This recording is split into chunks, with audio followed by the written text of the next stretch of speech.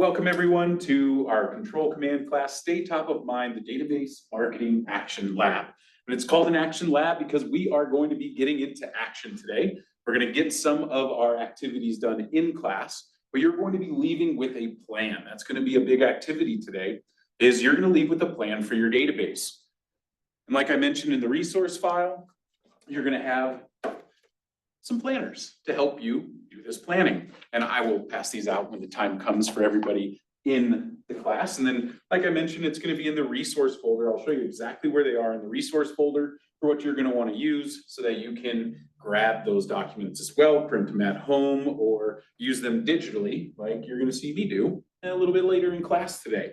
And we're really going to get into it today. I love talking about databases. And the reason I love talking about databases is because it all comes out of the MREA book here.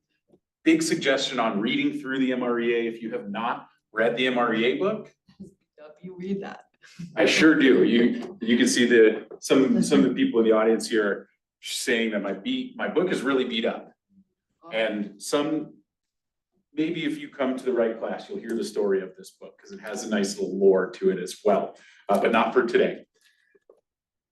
But a big suggestion, and you can see up here on the screen, this entire class today is built around the lead generation model inside of the MREA. There are 4 models in the MREA book: the economic model, the lead generation model, the budget model, and the organizational model. Now, depending on where your business is, depends on which model you should be focused on. Every year, you should focus a little bit in the economic model to plan your year, which helps you plan your lead generation, and making sure that your systems are tight in your lead generation model. That's what we're here to do today, to talk about your database lead generation model. There's an intro to this model on page 185 to 192. Then there's an implementation section from page 220 to 233. Short reads, but great reads for this class. If things aren't clicking for you through this class, which of course I'm going to do my best to help them click, but if they're not, I highly suggest you take a moment to read through the lead generation section. You're gonna get the bigger picture, because I'm gonna try and give you the big picture today, but you'll really get it because they're gonna walk through the examples of some of the stuff we're gonna talk about. They're gonna put numbers to that: 16,000 leads, 8,000 leads, and they break it all down in order to make $1 million in real estate. And just remember, when this book was written, the average commission was about half of what our average commission is. And so when you read through it, you're going to see some big numbers. But even with those big numbers, just know that you could probably half all of those numbers because our commissions are double what the average commission was when this book was written 25 years ago. I'm not sure what the original publication is anymore. We're waiting for that number 2 to come out. I have seen a couple of PDFs of number 2, but nothing really concrete yet that has come out. Today, we're going to get into that big picture. We're going to talk a little bit about the bird's eye view of what we're really trying to do. And I find this really helps us understand the reason that we're going to spend the time building and feeding our database. And we're going to talk a lot about communicating systematically. When we talk about 36 touch, 72 touch, all of those break down to systematic communication. That is the key to any business, not just real estate business. Any business survives on systematic communication. And the level of how much communication you send out, what you're doing, that's the beauty of running your own business, is you get to choose. You get the choice of, are you going to send out email newsletters? Or are you going to mail them newsletters? Are you going to do pop buys? Or are you going to do events or giveaways or some combination of all of these? But I'll tell you, it's really hard to do those things when you're just like, oh, it's the second quarter. I'm gonna decide to run an event this quarter because it popped up, or because 10 other people are running an event and you were like, that's a great idea, I'm gonna do it. Which for your first event, that's usually how it goes. That's fine. But now we're in a place where you can be more strategic. You should have a plan and know what's going to happen throughout the rest of the year. We now are in June, which means we're in the second half of the year. And if you didn't get your plan going when I taught a similar class in January, that's okay. You have the rest of the year to get it going. And just remember, it doesn't all have to happen at once. You might put some stuff in your plan today that's going to happen, but there's some stuff that needs to happen before that. If you're not making systematic phone calls to your database, that is number 1. And that might look differently. We do have a team leader in here, which I'm usually talking to the solo agents in a lot of this, because yours is gonna look different because you have leverage. And if you're on the call here and you have leverage, meaning you have an admin or maybe a virtual assistant, remember that they're there and they're gonna have a part of this plan. Because we're gonna talk about the who and the when we build our plans out, because somebody needs to make this stuff happen. And you need to know when it's going to happen. That's gonna be an important part of your plan, because writing it down on paper does not make it happen. The work comes when you're designing your schedule to make this happen. So we're gonna talk a little bit about that. We'll finish up with service all leads. And maybe some of these look a little bit familiar to you. This whole class is based on another model that is right out of the MREA book, page 188 in the MREA book. What year was that written? I don't remember. Still applicable. 2004, so 21 years ago, 2004. Y'all, it blows my mind how relevant everything in here still is. That when I read it, I'm like, how was this written 20 years ago? It feels like they're writing it right now, especially Shift. Right now, if you read the Shift book, which was written in a shifting market, we are in a goofy market right now. Goofy is about the best way I can describe it. That's what I hear a lot of agents saying it is right now, because it's not bad and it's not good. Called Goofy. Right? The Goofy Real Estate Agent, that's the sequel. Yeah. But boy, I am always impressed, and when I read through Shifter, because I try and read a few of these pages at least once a week. I'm going through these books because they help me plan all my classes. Because I am one person, I've been in real estate now for 8 years as a licensed agent, worked on a team for multiple years, went solo for a few years, and then now my time is focused on helping another team build their business, as well as training y'all on all of the cool KW tech. And so I've learned a little bit through that time, but not nearly as much as they learned when they did the research of this book. And that's why I lean back on this, because this is the $1 million system. So I worked for $1 million team. We went from about a 750 to over $1 million in GCI. I've left that team since then, but they are continuing to crank out $1 million in GCI for the last 3 years now. And so I'm super proud of them, working on another team to get them up to the same level now. And this all comes down to the point of today is summed up in this picture. So take a moment, read through some of the statistics you see on the screen, then I'm gonna get a little feedback on what you're seeing from this picture. Now, the data you see in this photo is pulled from the NAR study from, I believe, 2022. I have seen some updates to that study, and guess what? The one agent has just gone up in percentage, and the others down in the last few years, because I believe this is a study from 22 or 23. But I'll just tell you that it's only increased to the first agent that they take, I think, like 76% for sellers, and I think buyers, it's right at 75 as well. What does this image tell you? It's who they trust or know, trust, like, or know, and that's it. They don't. 74% of all sellers go with the first agent they choose. Or excuse me, the first agent that they talk to. Even if they talk to multiple, they usually still go with the first person. And a lot of them don't talk to more than one person. They're ready to go.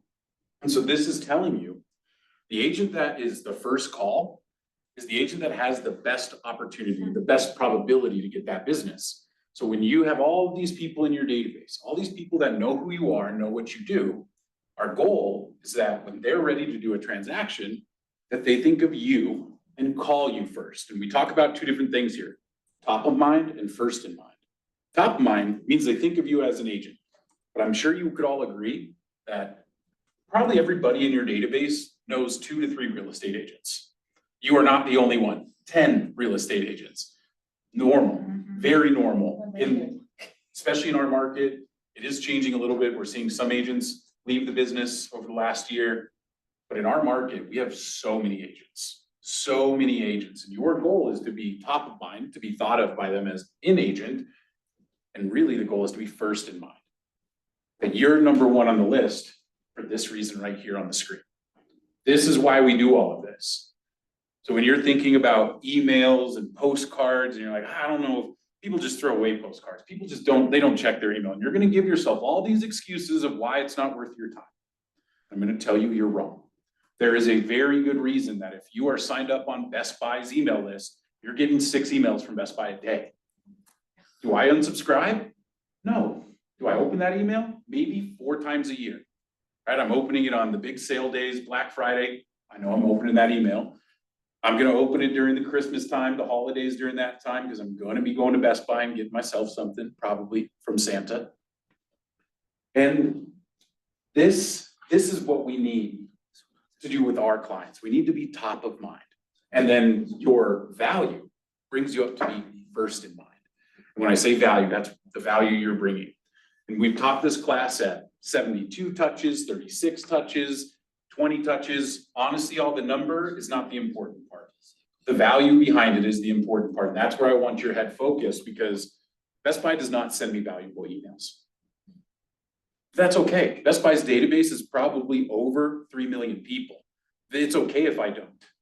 If I don't find it valuable, because Best Buy is going to find somebody in that 3 million that wants to buy from them, that's going to click into those emails and get the coupon code, and they're going to use it. And Best Buy drives business to their business by doing that and staying top of mind so that you don't go to Circuit City. Well, I don't know if Circuit City even exists anymore. Radio Shack, which somehow does still exist, but you're like, are those just all launder fronts? Like, what are we doing with the Radio Shack? Yeah. Well, and where do they really go? What's Best Buy's biggest competitor? Costco. Amazon. Oh, sure. Amazon is their biggest one. But if I'm in your email inbox all the time offering you deals, and Best Buy is actually very competitive on prices now with Amazon, and they've changed their model to reflect that. I know a lot about Best Buy because I used to work there. Yeah. Amazon does not do that. I just. Nope. Amazon's do not marketing is advertise at all. big. Well, they do. It's just a little different. Look at the side of their truck. Yeah. They got advertising all over their trucks, and you'll find them on billboards occasionally. They do market. They just don't do as some of the traditional market, not even traditional, some of the more updated marketing that we think of now, of emails and all of those things, because that's not their model. Well, what they do is they spend money on SEO, because whenever you search for an item online, all the First Amazon thing. shopping comes That's up what they, first. yeah, you're right. That's what they do. Yeah, because what's the first, you type in a product, It's there. I guarantee in the first three links. First thing, yeah. All the options are Amazon. Yeah, and they changed their website to be, I can look up something, it'll be a different price for you than it is for me, and it's very technical and advanced of what Amazon does, but they spend their money, their marketing money in different places than the way that we send it, because those marketing budgets are in the millions to do those things, to get your SEO at that level, millions of dollars. So if your company, your real estate company has that could be a strategy for you. But it's the same thing we talked about last time with Zillow. Like, getting your listing to be the first link from your website, nearly impossible when you're competing against a multi-billion-dollar revenue company, right? Like, we're playing different games, and that's okay, right? Because Zillow's going after a different group of people than you are. Zillow's not gonna be as valuable, because Zillow only can do so much. And we all know the lack of value that Zillow has to our clients. They can't open a door. They tried to do the brokerage thing. Didn't work very well for Zillow, because it's not easy. It's not easy to do all that. But playing different games, we're gonna be top of mind. Building your plan today, the goal is to be top of mind with as many people as possible. Because the more people that think of you when they think of real estate, the more people that are gonna call you when they think of real estate. And this all falls into a very basic model that you need to understand to run a business. And this is the lead generation model in a very, very simple, easy to understand way. And I'm just gonna walk through the model first, starting with number one. Number one is capture. This is when we are capturing their information so that we can contact them. You all do this at your open houses with your sign-in sheets. You've done this with your phone, with your sphere of influence for way longer than you've been in real estate, where you've been capturing their information in your contact list in your phone. And so contacts are gonna come from there. They might come from social media. They might come from any place that you are generating leads. And once you capture their information, your job is now to connect with them. And there's gonna be a process of connection. And that looks different for different sources. My open house leads, my connecting phase looks different than my connecting phase with a referral that was just sent to me. They're not gonna be too different. They're gonna be pretty similar, actually, but there's gonna be different messages in there. I have something tailored for both of those sources. And in a beautiful, perfect world, they go straight down the model. Capture, connect, and then you close them for the appointment. That's the goal here, is capture their info, connect with them, close them for an appointment. But I'll be honest with you, that's the dream scenario. That's the 1 in 100 scenario. The other 99 times, you're gonna capture their information, connect with them, and then you're gonna need to cultivate them. And this cultivation piece, that's what we're working on today. That's what we all That- suck at, right? Well, Follow up, cultivate, follow up, whatever you wanna call it, like, there's all parts to that. That's Conversion. Conversion, Conversion, Same, that's same thing. all of it, that's the hard part, Yeah. that's. And I the- love this quote from Gary in Shift. That's the art. This quote puts it into perspective. The effort you give to converting leads must match the effort you give to generating leads, which is also the part where agents suck as well, right? Because if you're not generating any leads, none of this makes a lot of sense. And that's what I'm here to try and show you the way, the bigger picture here. This is what you have been doing, maybe poorly, but you have been doing this. We're going to increase your value, and we're going to increase your conversion when you sit down and get this stuff going. It is so much easier to make 4 phone calls a year when you have emails going out to them and they see your email every once in a while. They see your social media posts and you're a little bit top of mind, but then when you call, you jump up into that next position. And then, oh, you called again in the next quarter, you jump up again. Especially for my solo agents, it takes time, but I promise you it's worth it.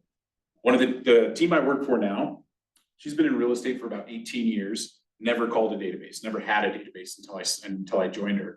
So she's now doing her DTD2 calls, and every week she comes back and she's like, Steven, thank you so much. These are so much fun.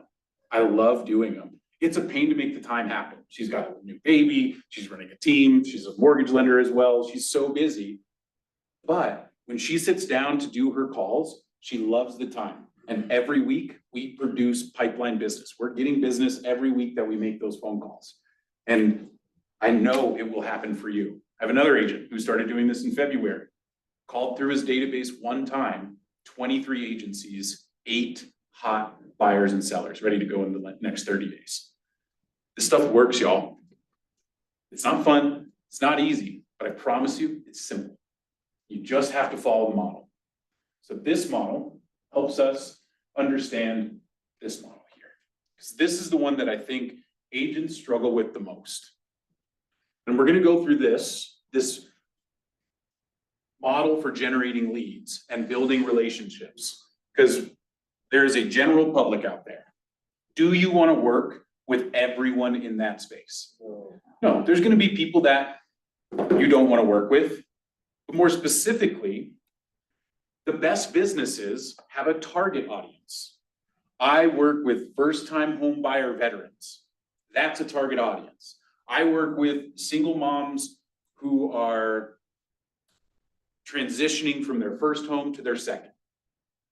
So many different ways to niche your audience and get in there, but you need to target to a specific group. Because if you try and capture everyone, you will capture no one. That targeted group is going to be a big green circle you see on the screen of people you haven't met. You may have information for some of them, but your goal should be to target that audience and start capturing their information without building a relationship with them, because we got to start with the capture piece. Once you have that green circle and you're running marketing and prospecting to capture more of that targeted group's info, eventually they move into the blue circle. They move into the blue circle when you have built a relationship with them. And for some of you, that might mean a phone call. Some of you, that might mean a phone call, a direct message on Facebook, and a gift sent to their house. There are so many ways to convert people from that targeted group into my MET group. And that MET group of people, well, that's where most of you actually started. That's your contact database in your phone. You've already captured them. You've built a relationship with them. They know who you are, they know what you do. This blue circle represents all the people you have information for and that you've had conversations with. Maybe dozens, maybe 2. Just depends on the person. This is the group we build our 36 touch for, our 33 touch, our 72 touch, whatever the number is, but our database marketing system starts here.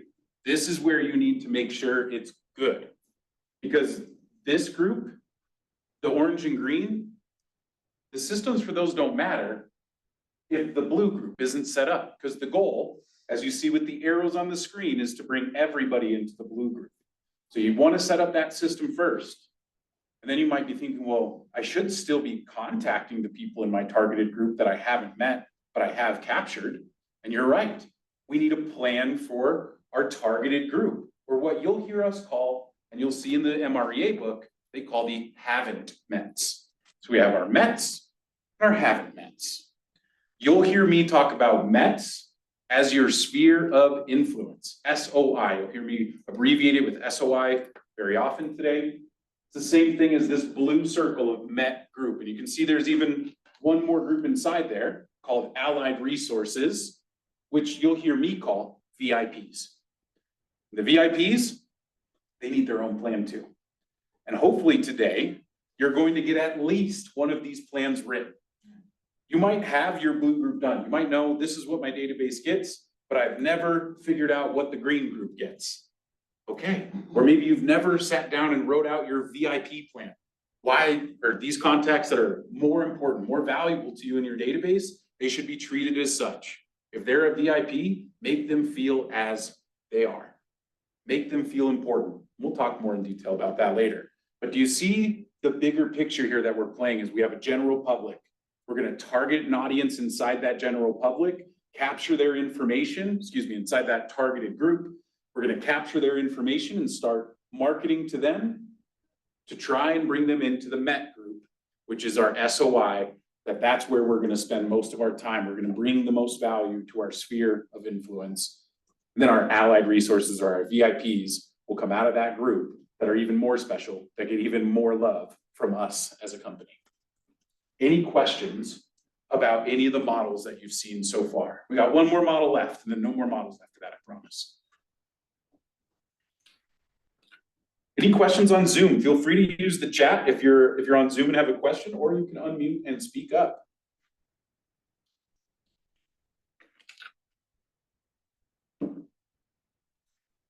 So a little advice here. If you're looking at this and going, who's my targeted group? That is your first note in your action plan, in your notes. Define targeted audience. If you'd like to sit down, we can hash that out together. I'll just tell you, the more specific, the better. So if you go in and say, my target audience is buyers, not good enough. It's too general. My target audience is sellers. I want more listings. No, you don't.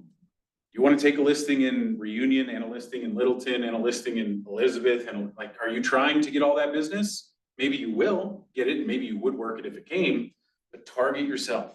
Geographic target, demographic targets, lifestyle choices, all of these are different categories that you might focus in on. We have QCP with us here today. QCP? QPQ? CPQ, sorry, I'm dyslexic, so. Same. I could guess who their target audience is. I don't know if you guys have defined it, but I could guess. Like, you just look at their marketing and you are looking for the Colorado Crunchy, right? You're about our age, so you're 30 to 50-year-old, likes hiking, likes the outdoors, likes camping, drives a Tacoma, right? Like, I can see your client with your marketing, and maybe that's intentional, maybe I'm wrong, but that seems like your targeted audience, which that's the specificity that I want you to get to.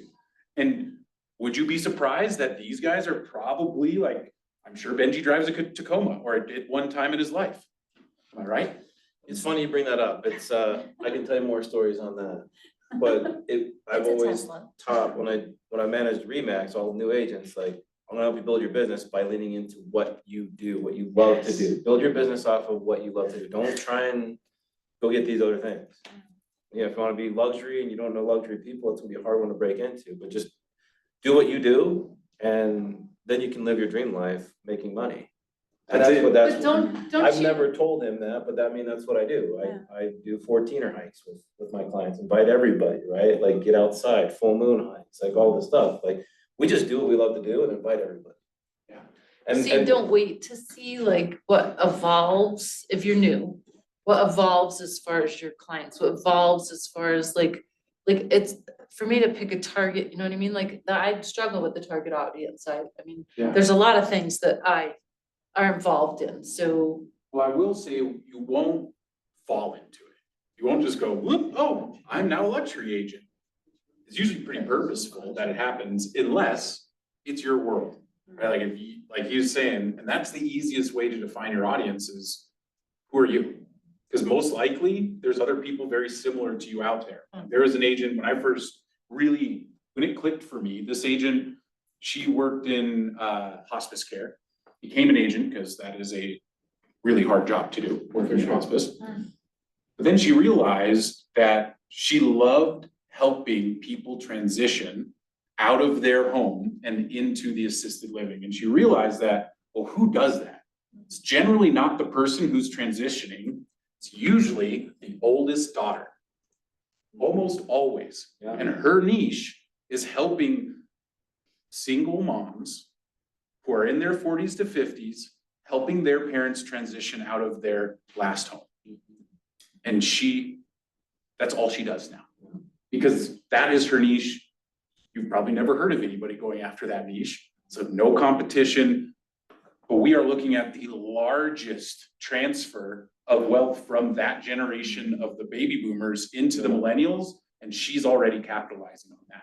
Because it's happening now. Those people are moving out of their homes. They are dying. They are getting sick. Their living situations are changing for a lot of reasons with that population.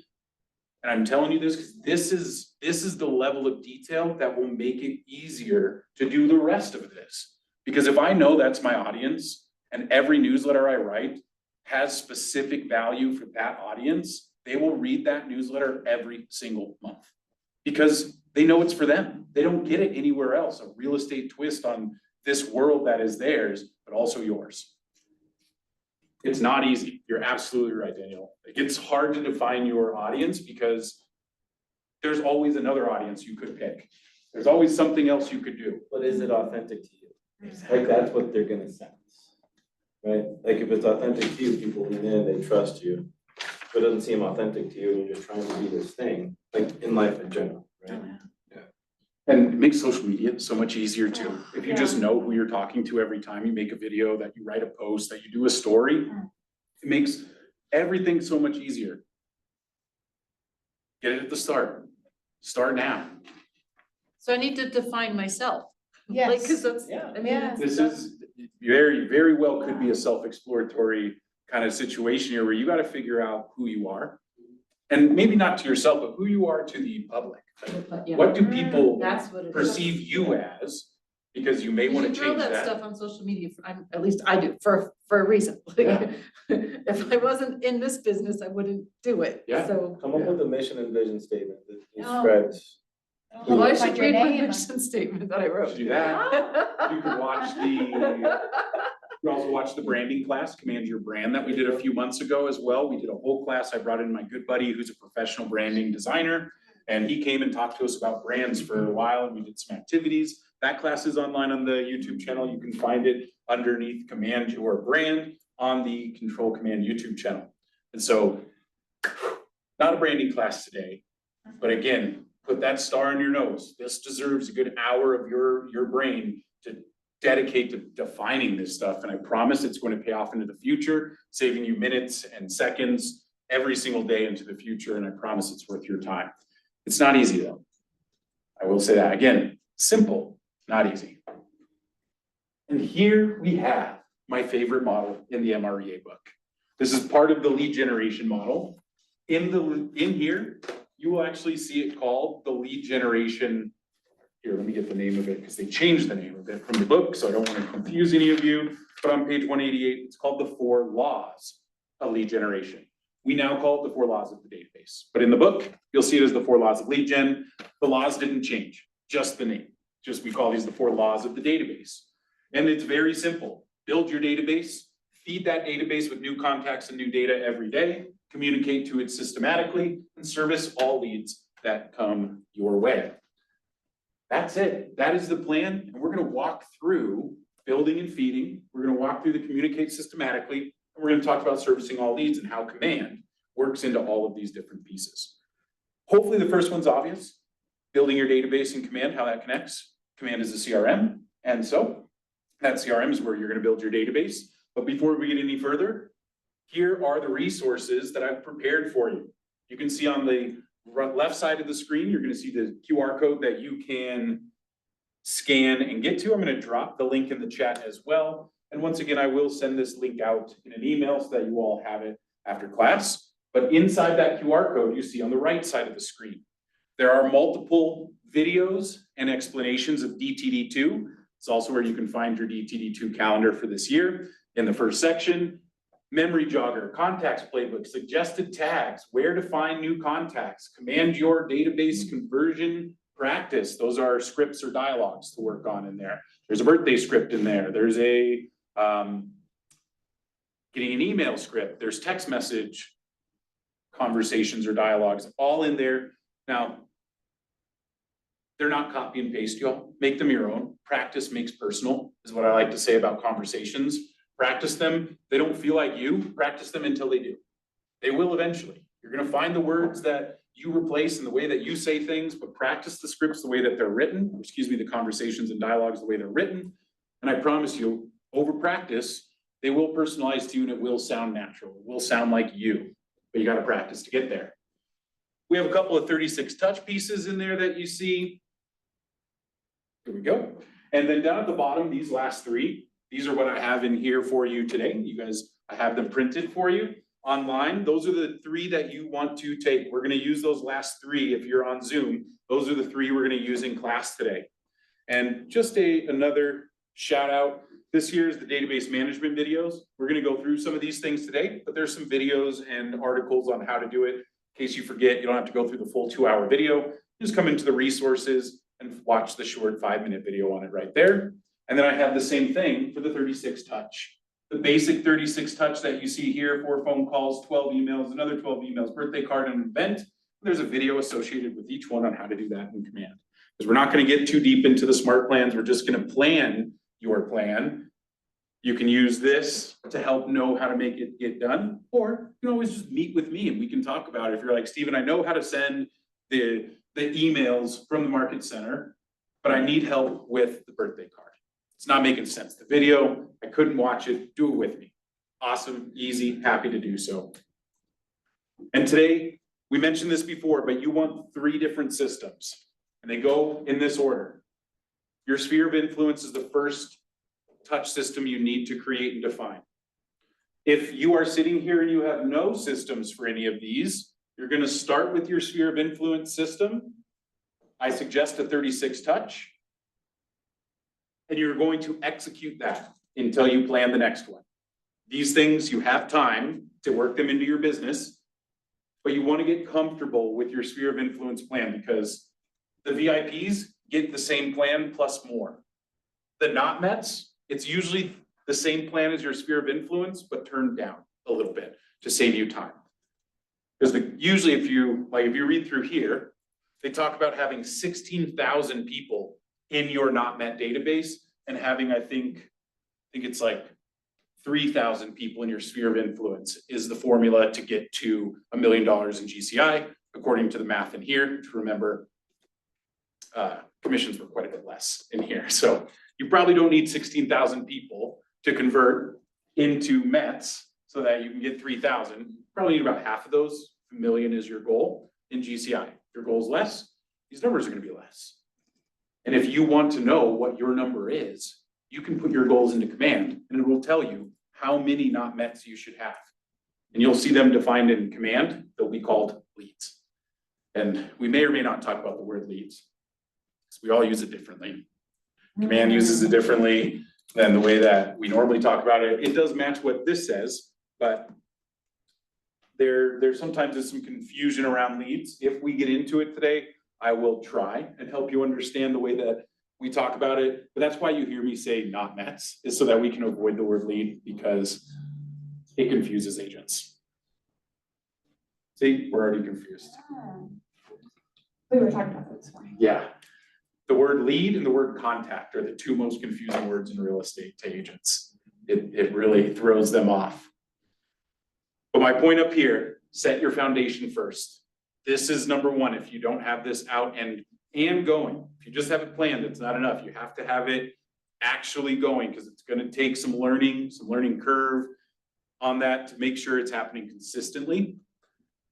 And then once you're comfortable there, define your VIP program. Once you're comfortable with the VIPs, define your not mets, your captured but not met people.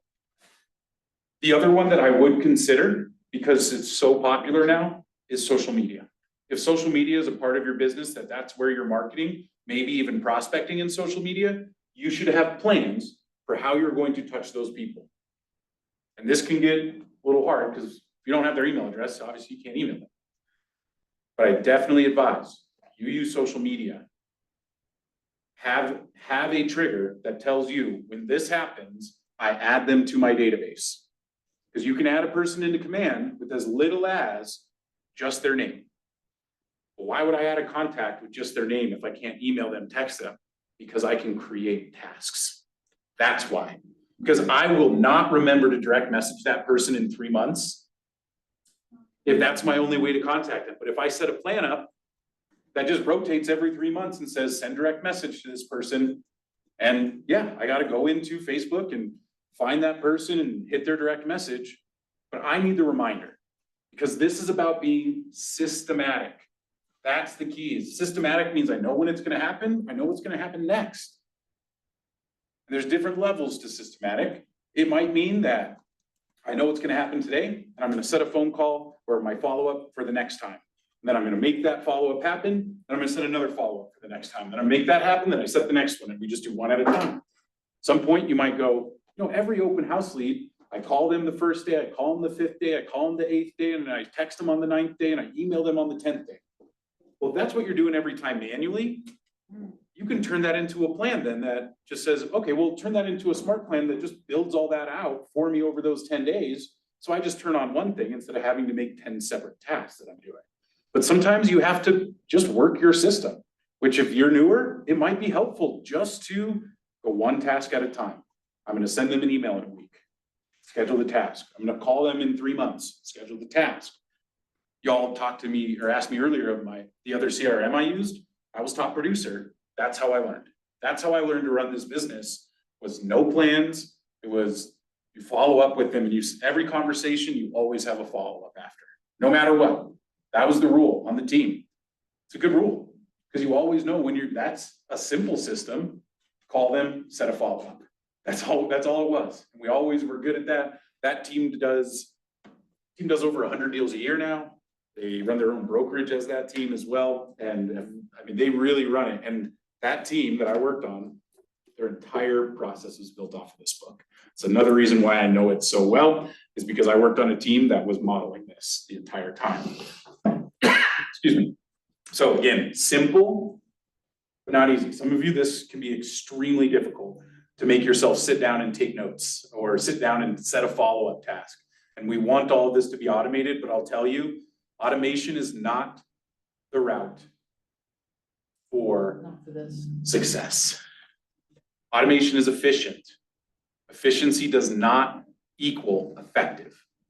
And so often, the most effective touches are the ones that take the most from you, the most time or the most money, one of the two. It's usually one of those. Phone calls are free, but they take time. Events are great, but they cost a lot of money to run a badass event. And time. And time. Usually event time is not too bad. We don't I have to go to my event. Because generally our events, just like we mentioned before, track into our interests. And so the event is just bringing people in. I like the event, so most likely the people I know would like that same thing. And you need to determine what your database is going to react best to. Because my database, if I invited them to a hike, they would laugh at me. They would think I was joking if I invited them. They're not hikers. These are not a hiking group, but if I invited them to a hip hop show or something music related, I would have probably an 80% attendance rate, because that's what my database is into. And so you need to know this stuff about your database. And how do you find it out? You communicate with them. You can call and ask. You might put it into your giveaway form that says, what are you interested in receiving? What events might you be interested in? You can get feedback from people, and events and giveaways are great ways to collect data. So you need to find where you are, and that will base the rest of the class today for you. And so let's get into the build and feed. So we're gonna do a couple of basic examples, how to import people into command or add them in, some notes around those. How to organize your database. We're gonna do that piece a little bit together. We're gonna add some tags to your database today.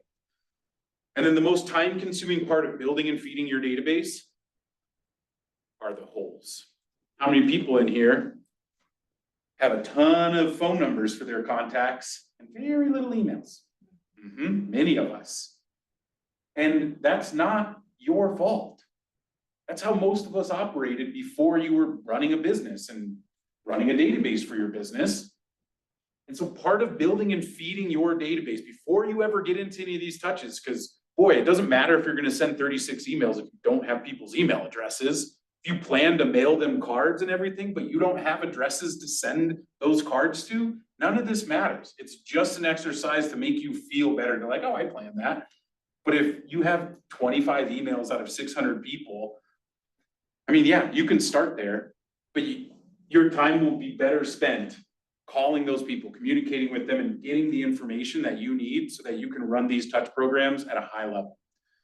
Because it doesn't matter if all we have is a phone number, because phone number, I have arguably 3 ways to connect with somebody via phone number. What's the first way? Call. Second way? Text. Third way is like more of a 2.5 way. But I like to mention it because people forget about it quite often. It's video text messages. I kill it with video messages. They're awesome. Agents love them, right? You've gotten them from me and people love them, and you do them with your clients, right? For sure. It's like once a year kind of thing, maybe twice a year is what I'd recommend. And they're just very authentic. They're very personalized. They just sound something like, hey, Benji, it's Steven. Just thinking about you, man. And we haven't talked in a while. I hope you're doing well. We got an event coming up later this month, and I'm sure you got my emails and stuff, but put a thumbs up to this video and I'll send you the link to the event so you can sign up if you haven't. Right? Boom, done. I don't watch it. Personalized to each person too, so I that's. say their name. I don't care what I look like. My hair's blown over. People want authenticity. They don't want perfection. They can go on to Instagram and get all that fake, inauthentic stuff. They cannot get that video that I sent them and only them anywhere else. And it makes people love it. And you know, some people don't answer. It's okay. I have agents that don't answer. They didn't like your hair blown over. Maybe. Yeah. Maybe it's something they didn't like, but if they don't say stop, then they're gonna get another one in 6 months. In my case, I do them every 3 months for agents in the top 20% of agents in the office. And so they're gonna get another one, and whether they respond or not, they're gonna get it. Because too often I'll send 4 of them, and it's been a full year of me sending them videos and they've never answered once. And then that 4th one is the one that they go, oh, I have been meeting to schedule time with you. What's your link? Boom, that's what I wanted, right? That's my goal. Be of service, and I need to create that for some people. And it's the same thing you need to do with your people is you need to create the conversation about real estate. There's never been a deal that didn't start with a conversation at first. All of them start there with a conversation about real estate. Your job is to create those conversations. That is the intention behind all of this, is to create conversations about real estate with your people. That's how we stay top of mind with them. How we can be more valuable with our follow-ups is knowing a little bit of information about what they're feeling about real estate. If they love their home, great. Tell me what you love about it. You're never gonna move, awesome. Tell me what you love about the neighborhood. Tell me everything that you can get to know about them and what they feel about real estate and what would make them move if they ever would. All right, well, would you ever move? What would make you move? These are great questions to ask. If someone were to buy your home today for $50,000 over the market value, what would you do? Where would you go? Those are great questions to ask when we talk about this. And it's not gonna get you any of these. But that conversation for a lot of you, you're making it harder than it is. Probably half the contacts in your phone, all you gotta do is say, hey, I'm updating my database. What's your email? What's your phone number? What's your address? And they'll just give it to you because they like you. Probably half of the people, that's all it takes. Just ask. Some people you're gonna need to be a little bit more strategic with. You can't just say, give me your address, because they're gonna go, why? So instead of starting with give me your address with those people, I start with, would you be offended if I sent you a birthday card? I'm saying yes to that. Nobody's like. Don't send me a Nobody's card, gonna- you don't need to do that. No, Don't Danielle, waste the trees and the paper. truly, I want to celebrate you. We all only have one birthday a year. Keep going. I want to celebrate you and I don't mind at all. I'd love to send you a card. Where's the best place? All right, Steven. Oh, and Send can it I have to your me. birthday too? And with the birthday, I am asking right after, but I'm saying, can I get your birthday as well? I do not need the year. Yeah. You will talk to people where if you don't put that last part in, Yeah. they're not telling you their birthday. Because they don't want to tell you their age. So I just tell them, I just need the month and day. I don't need the year. Simple stuff. So let's look at some of this in Command real quick. So I'm gonna log in. We're gonna go into agent.kw.com. That's my favorite URL. There's some different URLs you can use. That one's the shortest, so that's why I use it. And all of this is going to happen inside of contacts. And first, you need to know how to add a contact. Simple, easy. We click on the button at the top right of the screen, add contact. The minimum information is their name. And so we'll do Charlie Crockett. We can put in an email here, phone number. This piece, I want you to think a little bit more about. I know you all understand emails and phone numbers, but here is your source. Your lead source is an important part of this game because it helps you understand how you follow up with somebody. If I brought somebody in on an open house form, my follow-up looks a little bit different than people that I might have gotten on an event form. Track your sources. There is a list of already pre-populated list of sources in here that you'll see very common different things, Eventbrite, Boomtown, other CRMs, call-in, circle prospecting, but you can always add in your own. All you have to do to add in your own source is start typing that source. We're just gonna call it new source 1. And there's some of these other ones, but you can see down at the bottom, if I need to, I can just hit create as new. And then I can add my own custom sources in there.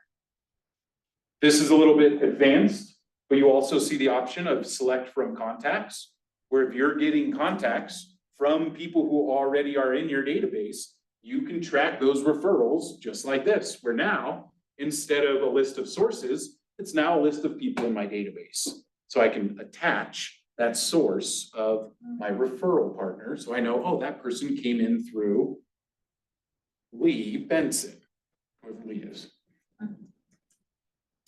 And then tags.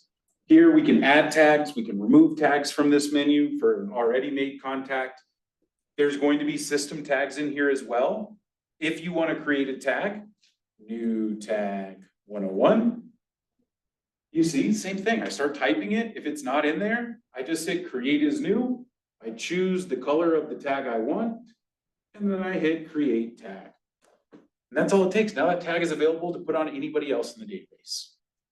Tagging is an important part to the next step of organizing your database. We'll get into that in a moment. Now let's see you sort by tags. Sort by tags or filter by tags? Sorting and filtering are different. Yeah, I gotta take a look and see what's going on for you in Right there. here from the main screen, how do you have all your people, 85, you have so many in your database, Stephen. How do you sort from right here without going anywhere else? Well, do we want to sort or filter? I just wanna grab real quick the 10% of my database that has the tag Oh, KWA. Okay? Yeah. So, 2 ways. One single tag has a shortcut where you can see in here, these are a list of example contacts. I'm gonna show my whole list. And let's make this bigger. And let's say I just want to see this tag. It Yeah. has kids example. Yep. The shortcut for one tag, click the tag. Oh, come on. sweet. That's a shortcut. And you're That's right, what it's I'm- not working. That's what I'm looking for. Oh, see, there's Oh. something about that that's busted. So the long way to go is to come into filters, come over to tags, and filter that tag as kids. Right, try it now. So that looks like a bug. Oh, 'Cause it should yeah, work. where? Push that up the chain as fast as you can. We'll make a support ticket right after class. Oh, mine worked. Yours worked? I You know, clicked on a tag? well, I didn't click on the tag, that didn't work, but I could filter on by a tag, Yeah. and that worked. I want to try some experiments, but I Sure. can't on Oh. YouTube because Sure. it's very, I have to have these contacts up, otherwise YouTube takes my videos down for doxing people. If I put any real contacts up there, that's why there's only 85 people in here in this smart view. Okay. But yeah, that's how you should be filtering tags. We were gonna go over that in a moment, but perfect to go over it now. And so now adding people into your database is something you all need to know how to do. Just as a point of reference, there also is a way to take contacts straight from your phone and put them right into command. That's done through the Command mobile app. If you want to see how that is done and you want some instructions, send me an email with the subject line that just says transfer contacts through Command mobile, and I will send you the step-by-step instructions on how to do that. Here's the warning. Please do not select everyone in your phone and just push them into command. You can do that. It will load everybody in. It will work. I just find that so many agents have a messy phone database. They move it into command and now they just have two messes, one in command and one in their phone. And I think it's a much better idea to follow in your resource guide. If you're in the building stages of your database, I want you to follow the contacts playbook method of bringing everybody into a spreadsheet and then filling holes and cleaning out that spreadsheet and then importing that into command, if that's where you're at. I know a lot of people have already done their imports where you're going to be working more with one at a time or contacts that you're adding in, but I think you're a new agent with us, right? This is where I want you to be. I want you going through the contact playbook and going through these steps all the way through these until you get to number 6, because that's when they go into command. And so that's a great resource for y'all. I love the contacts playbook. It's a good read. Even if you've done your contacts already, I suggest reading through it. There's some great conversation and dialogues in there. There are some great tag suggestions in there as well. I have a full tag suggestion here in the resource file as well, that are, some of them are the same, but you'll see some different ones in the contact playbook as well. And so lots and lots of resources around building your database, but it all goes in this order. Import the people in there that should be in there, organize them with tags, and then fill the holes of what's the missing data. And so let's talk about tags now. And It worked on mine now, I just Yeah. clicked on the tag, so I It don't just know. worked. Yeah. Yeah. I'm gonna refresh my page and we're gonna see if it works for me. It did not. Oh, I know why. I know why it's not working for me. Yeah, your filters. Well, and it's because I have the smart plan filtered with these example contacts. And yeah, it's pulling both. To fix this, I would have to use an advanced filter, and we're gonna get to advanced filters later. So we're gonna save that for the next section. But I wanna show y'all, how do you add a tag in bulk? Because I can go one by one and add tags in by clicking on the person's name. I click on the pencil at the top center of the screen, and then I can come in and add in the tag or remove a tag if I need to. But one at a time is a pain. I don't have time for one at a time most often. I'm gonna do this in bulk, and it's very simple. First thing, I always recommend, pay attention to how many contacts you're showing over here. You can see I am showing 1 of 10 of 85, but if I wanna see that whole list, I just click right there on 1 of 10, and now I have this list to choose more than just those 10, because if I select these 10 and then move to the next page, watch what happens to my selection when I move to the next page. 10 selected, next page, 0 selected, does not save the selection. This is why I expand my count, because now I can select all 85 in one time if I wanted to tag all these people with the same tag. But let's say I want to tag all these people except for Linus and Tony Stark, and I'm not going to tag Marge Simpson, and I'm not going to tag Donkey the Mule. So I uncheck them. But if I want the rest of these people to receive this tag, now I'm going to come up to my actions menu. One of the most powerful buttons in Command right here, actions menu. You can see all the cool stuff we can do, and add tags is one of them. And the tag we're going to add here is we're going to make a tag. What should our tag say? Jack Rabbit. Jack Rabbit. Create tag. That seems to be a purple tag to me. And we're going to create that one. And you can see it says 1 selected down here at the bottom of the screen. Oh, we don't need your dictionary. And that one single tag, Jackrabbit, is going to be selected. Let's see if we can get to the J section. Nope, I passed it.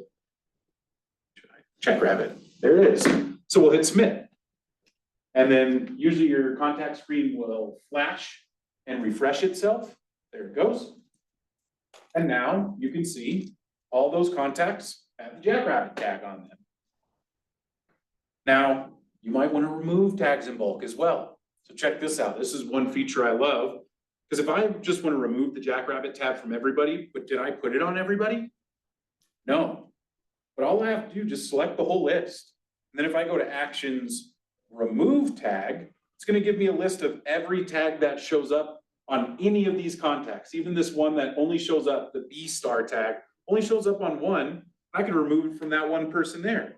Or you can see our Jackrabbit tab. It's on 81 of the 89 people or 85 people. And I can just remove it from there, or any one of these single tags. So removing your tags is really, really a simple process. So that, what I'm trying to tell you here is they're not set in stone. Don't think that your tagging organizational system that you set up now has to be the same in 2 years. It's gonna probably change because your business is gonna grow, you're gonna learn what tags are useful and what tags you've been wasting your time putting on people because you never actually use the has dogs tag, right? You never pull that tag for any reason. And so you decide, okay, I don't need to track that because it doesn't actually ever enter into any of my marketing or prospecting efforts. So I don't need to track that anymore. Let me just remove it from people to keep my database nice and clean. And so right now, I want you all to go through and add a tag. The first tag that you should be adding, if you do not have it in there, is an SOI tag. For some of you, that might be the whole database. That's okay. For some of you, it might be about 90% of your database. That's okay too. The percentage or the amount doesn't matter. SOI, the way that I think about it, is if I were to call that person, they could use my name when I call. It'd be a, hey, Stephen, what's going on? If they can say my name, they know who I am, that's an SOI contact. If I have their information and I don't think they could do that, then I'm not gonna put them in my SOI. If I called them and they said, who is this? They're not in my sphere of influence. I have no influence over that person. But if they know who I am, I have some. And those are the people I put in my SOI. If you already have your SOI done, move over to VIP. Define your VIP contacts. You may, to start, only have 2. That's okay. Define those 2. Maybe you have 10. If you're a brand new agent, you get to define what it means for them to be a VIP. For me, it's your champions. People that, if they even hear the word real estate, they can't help but shout your name from the rooftops. That's a VIP person for you. For my experienced agents who have closed some deals, your VIPs are gonna be people you've closed with and people who have given you referrals. That should be the beginning of your VIP list from your SOI. If you're done with SOI and VIP, move on to the DTD2 tags. If you're gonna use DTD2, you may not use that strategy. Am I confusing anybody talking about DTD2 or are we familiar with it? Definition. Well, so it's not so much a definition, it's a strategy. So What does it stand for? do the database 2, It's like the dance. DTD2. Let's see, where is my 25 schedule? Here we go. So quick explanation of DTD2. You will see in our models, every model you see, Oh, yeah. 4 phone calls a year. DTD2 helps you structure those calls. Because if you notice here, this is broken into 4 launches. Launch 1, 2, 3, and 4. That is quarter 1, 2, 3, and 4. This is in the resource guide, the resource pack as well, so you'll have a digital version of it. Each week is broken down. These are all Mondays at the beginning of the week. There are 13 weeks in a quarter. There are 26 letters in the alphabet. If we call 2 letters every week, we will get through that full alphabet, A to Z, in 1 quarter. Then it starts over, and again, and again. So you could imagine, if I tag everybody who has last name starting with A and last name starting with W, either of those 2 groups of people, they all get the A and W tag. So when it comes to being October 6th, I just go in, filter A and W, there's my call list for the week, for the day, for the hour, whatever timing it is. And then we do the same thing for all of them. So having those letter tags on there can make your life a lot faster and easier. And like I mentioned, if you want a little bit more info on the DTD2, I have a folder right up here at the top of the resource guide with the calendar. And then there's a series of links for you to set up your single letter tag, set up your group tag. Single letter is I just tag my people with last name starting with A with an A tag. But they also get a separate tag for A and W, because you'll notice there is a second part, the text letter column, where here you're gonna call everyone with last name starting with A and last name starting with W, and you're gonna text everybody with last name starting with N. You'll notice, how many times will I text each person in my database if I follow one letter a week? How many texts do they get in a year? Two, right? You'll see N shows up here and N shows up back over here because it takes 26 weeks to get through the full alphabet, which just so happens to be 2 quarters. Now, I'll be honest, I don't use the text letter. Well, excuse me, I use the text letter. I don't use it for texting. It's just a different way to help me organize my database that I just know if I follow this, and maybe I don't start with N, maybe I start with a different letter and it's a different organization. I just know that from the beginning of the first quarter to the end of the second quarter, it's 1 letter a week.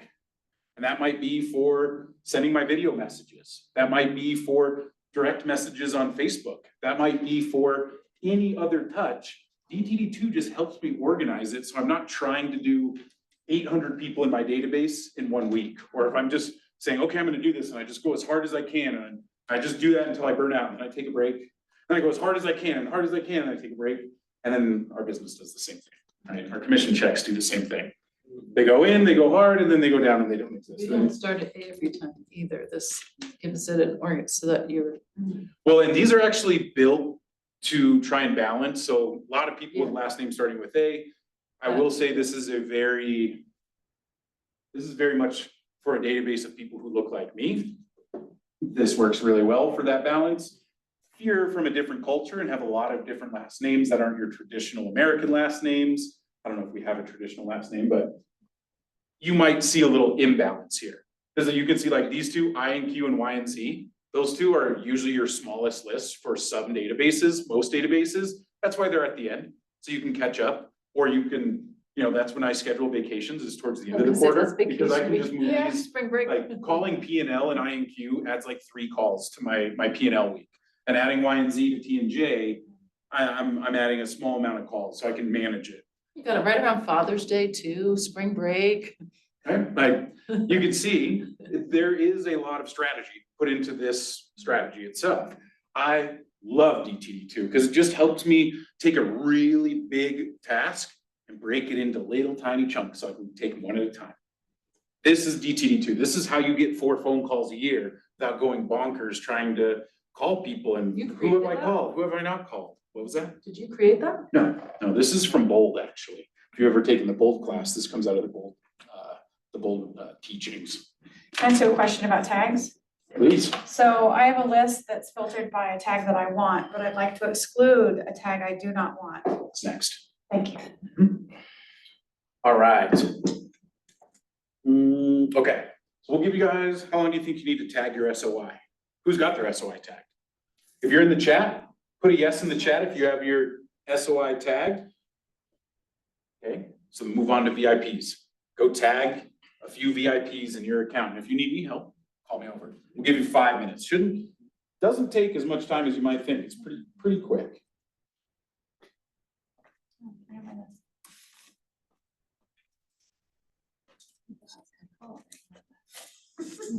Yeah.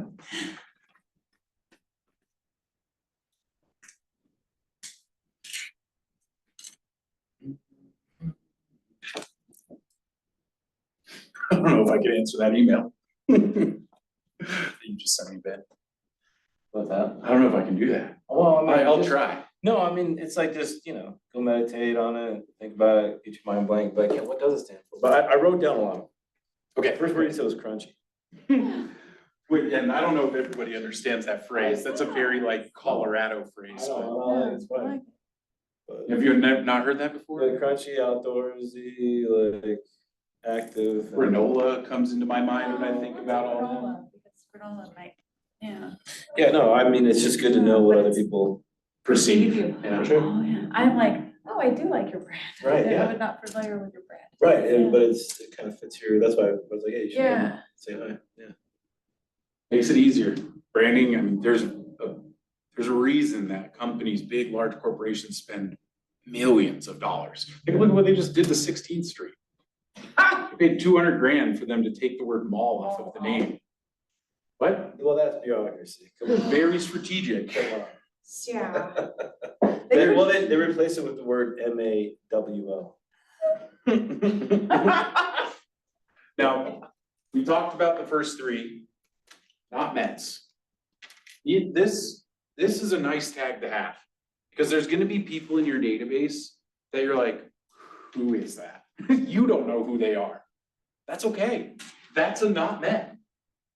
Should you call them? Yes. It should be part of your plan to call those people. You'll see in the model, it says to call them 4 times a year as well. I don't. I call them twice a year. Right, then in our systems, we call the not Mets twice a year, but we also send a lot more emails and text messages to the not Mets as well, so that we're still touching them quite a bit, but we're saving time there. Because if we haven't met them, I'd rather spend that time calling people who know who I am than spending all that time calling people who don't, who I'm chasing down, who really don't know who I am or the value that I bring. But we still attempt it. We still call them. We still invite them to events. We still have a plan for our not met database, because the goal is to turn as many not mets They should be turned into. into an SOI. Yeah. And the more people I turn from not met to SOI, the more people that are getting my SOI plan. Are you seeing now? This is why we start here with your plan for your SOI, because this filters right into SOI. And your VIP, you're gonna do everything you do for your SOI for your VIPs plus more. Right? VIPs are the ones that we're gonna take to lunch once a quarter. VIPs are the ones that get the really nice birthday card. They don't get the postcard from Command, because everybody else is getting the postcard from Command for $1.20, because I got a budget and we gotta stay on budget. But VIPs, which again, past clients and refers, people who have referred me business, they've made my business money already, so I'm going to spend more money on them. That's the give and take there, because if I've earned a $10,000 check from someone and they continue to send me referrals, I'm gonna take them to lunch. I'm gonna buy them a bottle of whiskey and drive it to their house and see if they want a glass or a bottle of wine. My database is also filled with a bunch of Lushes, and so that works really well for us. Yours might be the same. Yours might be something different. Find out. Take notes about what people like. You'll see, check this out, y'all, just as an example with talking about drinking. There is a really cool feature in Command called a custom field. Because you've seen all the stuff we can record, but you'll also notice that down here, sorry, we'll hit the pencil first and scroll down. Custom is down at the bottom. Excuse me, down at the bottom. And one of my custom fields is a beer preference. Do they like light, dark, hoppy, or dessert is in there? Because if they don't drink, then, well, if they don't drink beer, I give them a dessert instead of beer. Because, you know, some people are like, I don't like beer. No wine? This list was specific for beer, but you could just change this to liquor preference or booze, and then you can track that. We have multiple customs. You sure can. You can see here, I have like child's birthday as an example. I have a couple more that I've built out as well. I have like pie flavor drop down here for a pie giveaway we did, pecan, pumpkin, alternative. Yeah, lots of ways to bring in information if Command doesn't have a field to put that information in there. Here's a nice one. This one's really simple, right? I just have a HomeBot checkbox. So when I put people on HomeBot, I just check that off. Tells me that. HomeBot? Yeah. It's a third-party service that sends out their home value to them. Great service. Anybody use HomeBot in here? Yeah, most agents absolutely love it. They just increased the price of it like a year ago.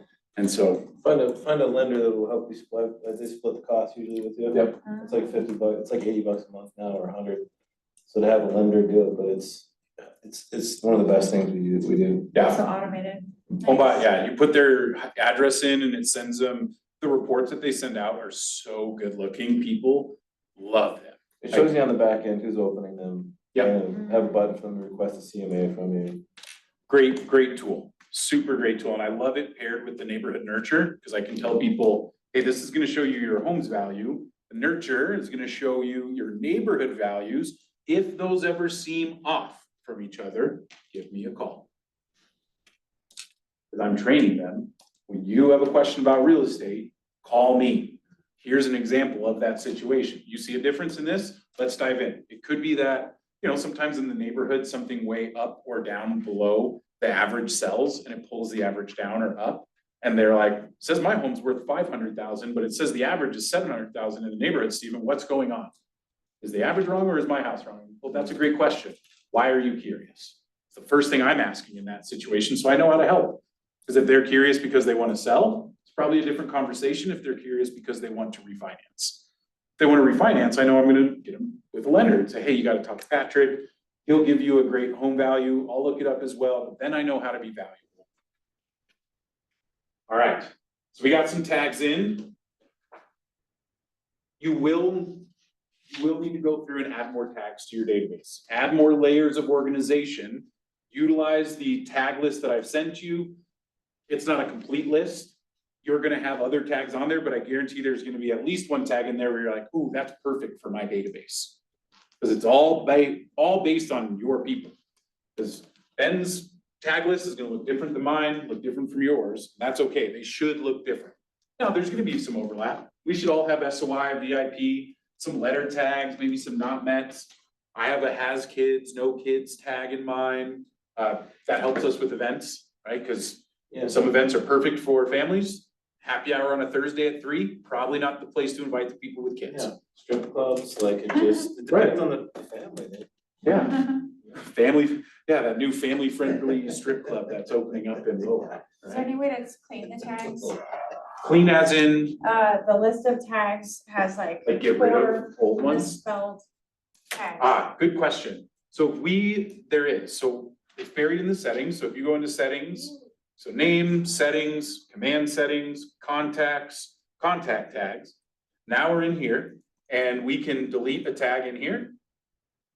That simple. You can also edit a tag. And it's perfectly fine for that tag to be on people when you're deleting them. Of course, it'll remove the tag if you delete it.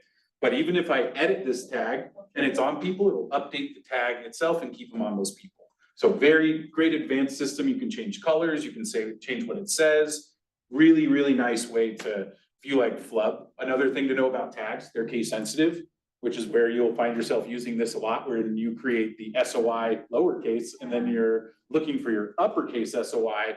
That's two different tags to the system from being case sensitive. So just be careful with your tags and how you build them. Make sure that you are aware of your cases in your letters. Good question. What other questions have popped up so far? How to exclude a tag. Oh, yes. So let's talk about that. Because after we have our organized, we have fill. And being able to understand what fill means is we're filling in the data. So the first place I want y'all to go with me is reports. Click on reports for me. And then I want you to scroll down where you can see your full database health score right in here. And you're taking a look where you get a lot of great information, because I can tell a database health by just looking at these different circles. Because if your phone numbers and emails look like mine, great. If your addresses and neighborhoods look like mine, bad. Home anniversary, birthdays as well. This is a great way to gamify this. I showed this to an agent about 2 years ago. His score was similar to mine, 65-ish. And over the last year, he has gone after it. These are his database touches though. These are the 4 phone calls a year, and he's calling to update their information. He now has an overall database health score of 93% with 600 contacts. It's a touch, and 93%, he's at like 75% addresses of his database, which means he has got 75% of neighborhoods, and neighborhoods make your touch plan easier because you can use the neighborhood nurture plan, which requires a neighborhood. Home anniversaries and birthdays, can't send people cards for that stuff. Home anniversaries is the only one that I would say, look that one up. You all have access to Realist. You can put their name in, see if they own a home, and you can look and see, oh, you bought your home at this time. Even if they didn't work with you, that's a perfect touch. to send them a card and call them on their home anniversary, because number one, they won't remember, number two, their agent isn't doing it either.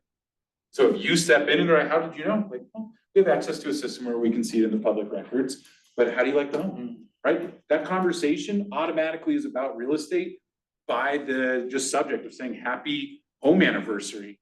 And then I get to say, how is it? How long have you been there? Or it looks like you've been there for 10 years. Tell me about it. Do you love it? Do you hate it? What's the best? I'm just gonna get information. I'm gonna take notes about all of it. Because if they don't like it there, they're gonna tell you. And there's your next listing, right there.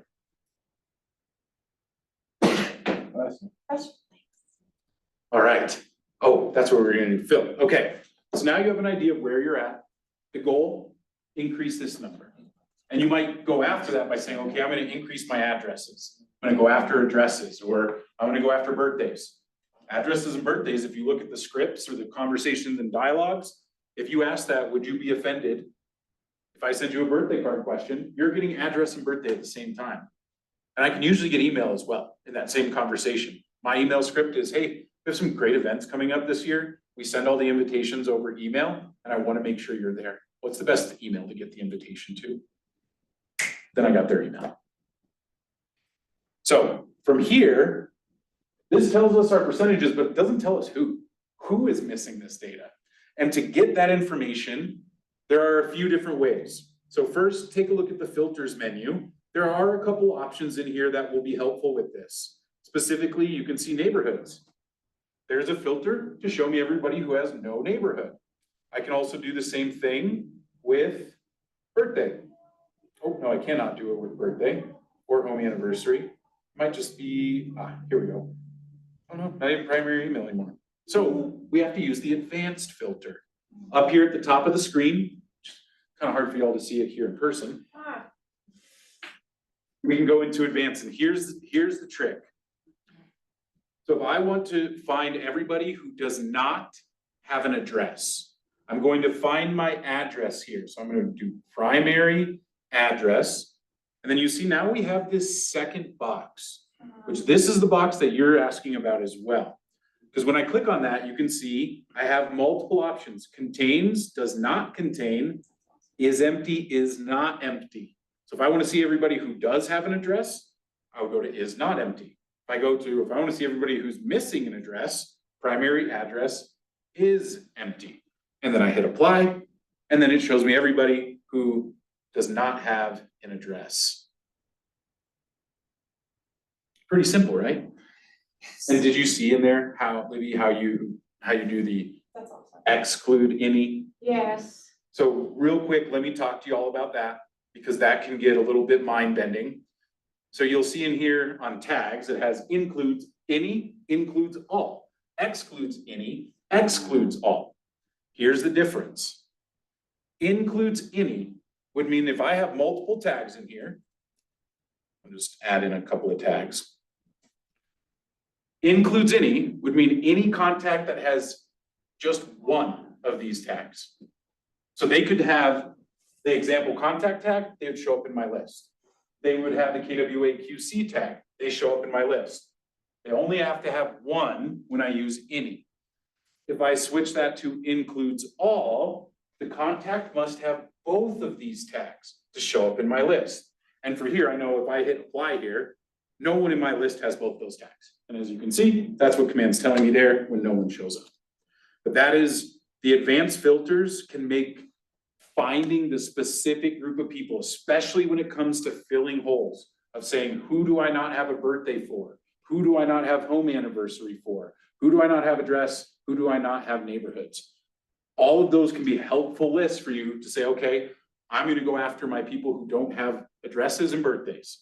And you can see, you can even do multiple filters in here where I can say, let's do primary address is not, or is empty, and add filter, and then we're gonna do birthday is empty. So now I'm just looking at people where both of these are empty, because it says where primary address is empty and birthday is empty. Apply, and then that shows me all the people with both of these being empty fields. So that should help fill the holes. This is where you're gonna start. You don't need to worry about the rest of the class. Please stay. Because you're gonna learn and you're gonna still work on some other pieces. But this is the important part. Before we go any further, you go any further with your database, these are the things that need to be done. Get the people in that need to be in your database. Organize them with tags, fill the holes. The fill the holes time is lead generating time. So if you're thinking, when do I do this? You do this during your lead gen time. If you're in the power hour, power up that we're doing, perfect calls to make.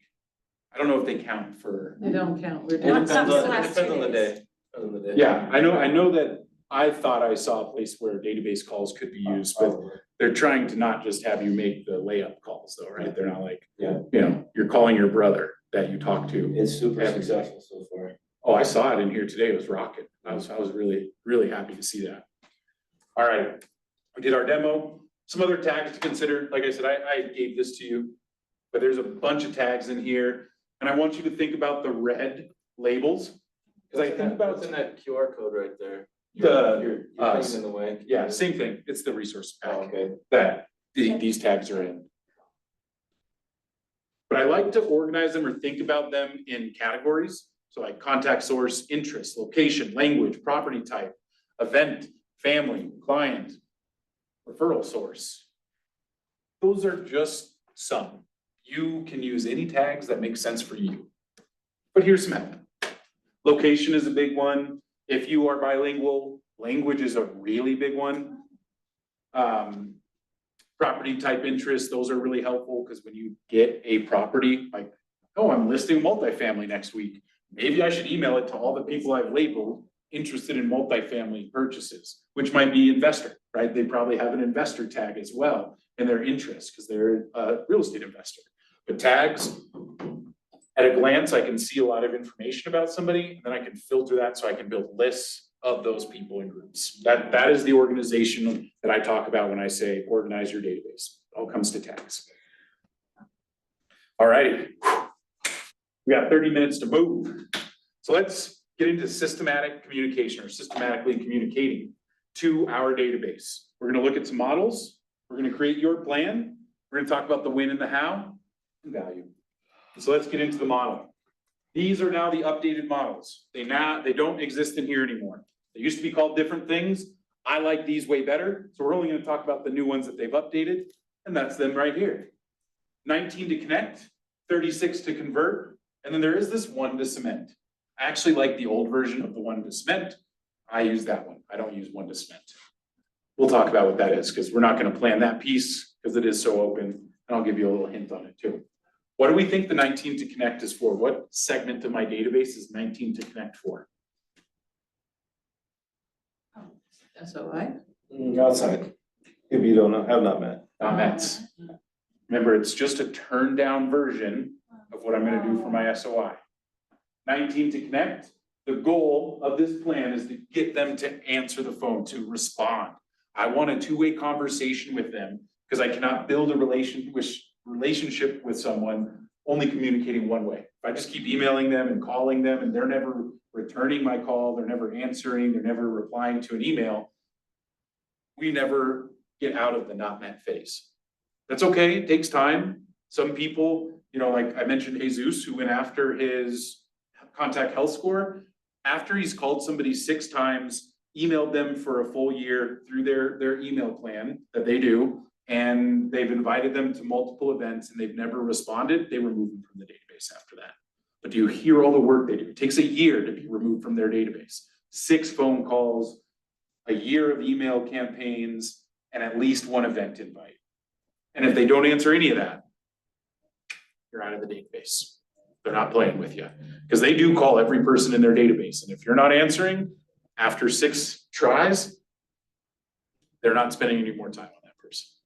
And that's okay. They have 600 people in there. They started with 1,200 and they got rid of another 600. And now the goal is to rebuild their database. I'm challenging him to add 500 more people to his database by the end of the year of good, strong contacts. And that's how you grow a business. Their big targeted circle is getting bigger, and that means their sphere or their have-mets is also getting bigger. And then you can look at the formulas that say, well, if I have 600 people in my database, 5% of them will move a year. If I have 1,000 people in my database and 5% of them move a year, That's even more people I have opportunities to work with. This is a numbers game. You'll hear there's a full, I don't know, 3 pages in the book that is just talking about the numbers game and walks through the numbers game in a lot of detail. Again, this is why I recommend that reading that I mentioned at the beginning, because you'll really see the concrete message that Gary's putting together, that this is a numbers game. And that just means there's a formula. There's a system to follow to get to all these.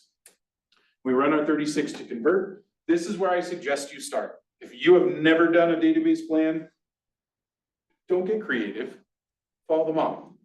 This works. We know this works. We don't know if the model where you go, well, I don't want to make 4 phone calls. I'm going to make 1 phone call a year. And I don't want to spend money on direct mail. So I'm just going to send more emails. And I'm going to do a 136 and then I'm going to do 2 events. Will it work? Maybe. Might work. Might bring value. Might crash out and be terrible. Don't worry. This, I think, is a little misleading. When you look at like my 36 touch, it is built very similar to this. But instead of bi-weekly, we just utilize these. Here we go. There it is. So you see in here, 4 phone calls, but then we break down the 26 emails into 2 sections where you can just send the 12 market center emails and you send 12 holiday emails. Right there, there's 24 touches via email. I would also add in the monthly neighborhood nurture or replace the holiday emails with the neighborhood nurture, because that one is a very real estate specific. It updates on its own. I just have to turn it on. I don't have to send it every month. These I have to get in there and send once a month. If you've been to my engagement engine workshop, that's what we do in there, is we send these emails. We send the birthday cards and then the 1 event, which the 1 event does include 2 emails, 2 text messages in the promotion of the event to the database, and that's where you get all those numbers from. So bi-weekly emails, you can also just use the bi-weekly neighborhood nurture, which is another automated plan, same thing as the monthly, but it's just every other week. Now, the 1 to cement, let's talk about that. The goal of this plan is when someone moves from not met to the SOI, that you solidify that relationship. So example is I'm calling a not met. They finally answer. They go, Steven, thank you. You've been calling me a bunch. I've been busy. I'm sorry. I haven't gotten back to you, blah, blah. Hey, it's no problem. How's the family, right? I'm gonna hit forward. Maybe I'll ask for some data. But really, now that I've had a conversation, I need to cement that relationship. And the 1 to cement here, a high value touch that solidifies the relationship you have just established and opens the door for future communication. I've seen people use books for their 1 to cement, where they always send the same book to somebody. They just buy a whole stack. Anytime somebody moves from not met to SOI, they say, hey, I have a little gift for you. What's the best address to send it to? Boom, they get the address right there. They send the book and that person gets it. You call them back in a week and go, hey, have you started reading the book? Because now I have an excuse to follow up about the book. Or maybe it's a coffee mug. Or maybe, coffee mugs are great because nobody throws them away. And your beautiful little mug can be sitting right there in their cupboard every time they reach up for coffee every morning and they see you and your brand right up there. Because nobody throws away a mug. It might just end up in the top. 50 branded mugs, all the same at the thrift store. Yeah. Oh, that's awesome. And I'm like, there's gonna be 50 homes, those damn mugs are just sitting in there. Right? You're right, I didn't throw any away, I just took like 20 to the thrift store. Yeah. And I saw those and I was like, Usually they don't take anything branded. really? What? Yeah, Really? even like kids soccer uniforms and stuff, if it says Littleton, they Wow. donate it like out of the country, they don't Sitting on sell the it. shelves at the art right I now. guess they changed, that law changed or rule. And so 1 to cement, you can see it can be anything. The older version, the one that I usually use more often, is an 8x8. So 8 touches over 8 weeks, and you design that plan of, okay, we're gonna send them a thank you card, and then the next week we're gonna do X, and the next week Y, and the next week Z, and you build out your 8x8, which could just be a series of emails, texts, and phone calls, or you can build in gifts, or you can build in interactions.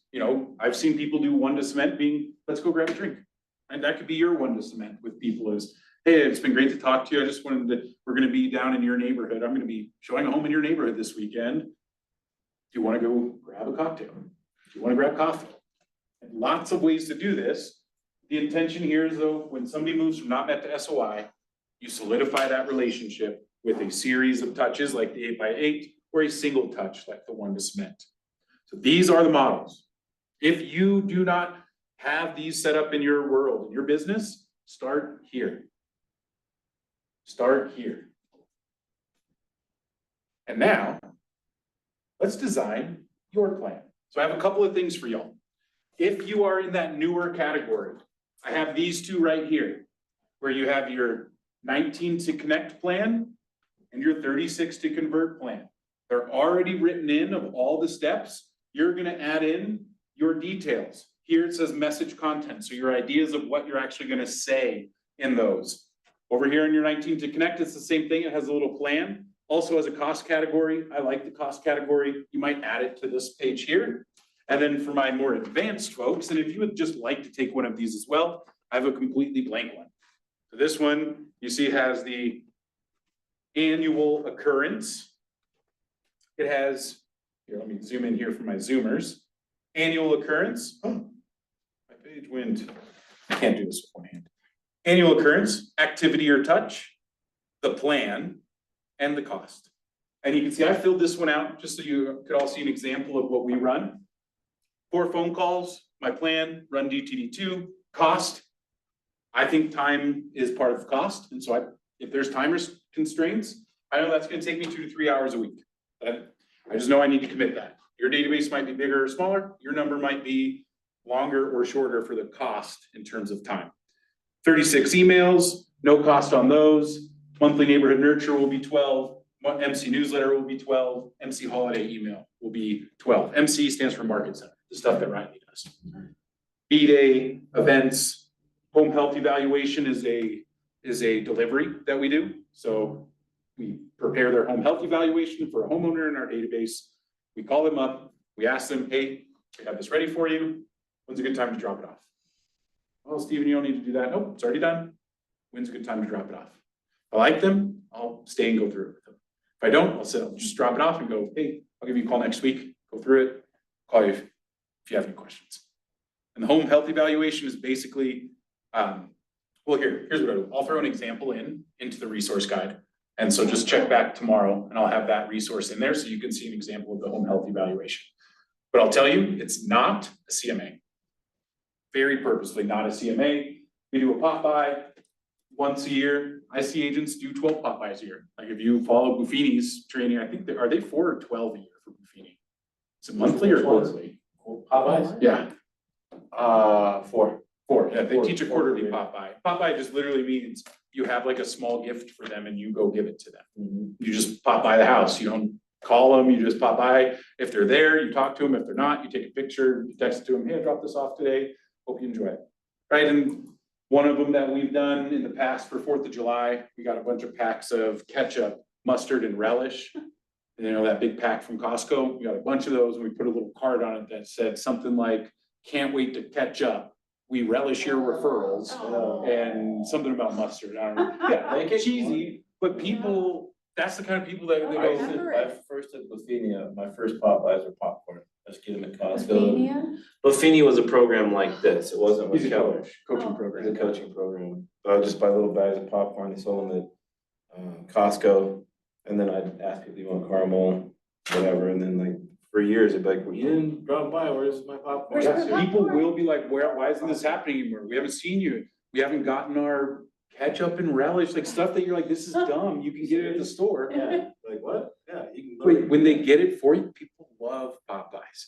And if you're a farm-based agent, like if you're working a farm, because Popeyes are tough when you have 600 people across the entire metro area and you try and go deliver all of them. Like get help. That's another thing with Popeyes, like pay the 20-year-old in your life who has a driver's license $100 to go do the Popeyes for you, or go do the non-VIP Popeyes for you, right? You handle the VIPs, they're gonna handle the SOI Popeyes, right? And give them $100 to go do that.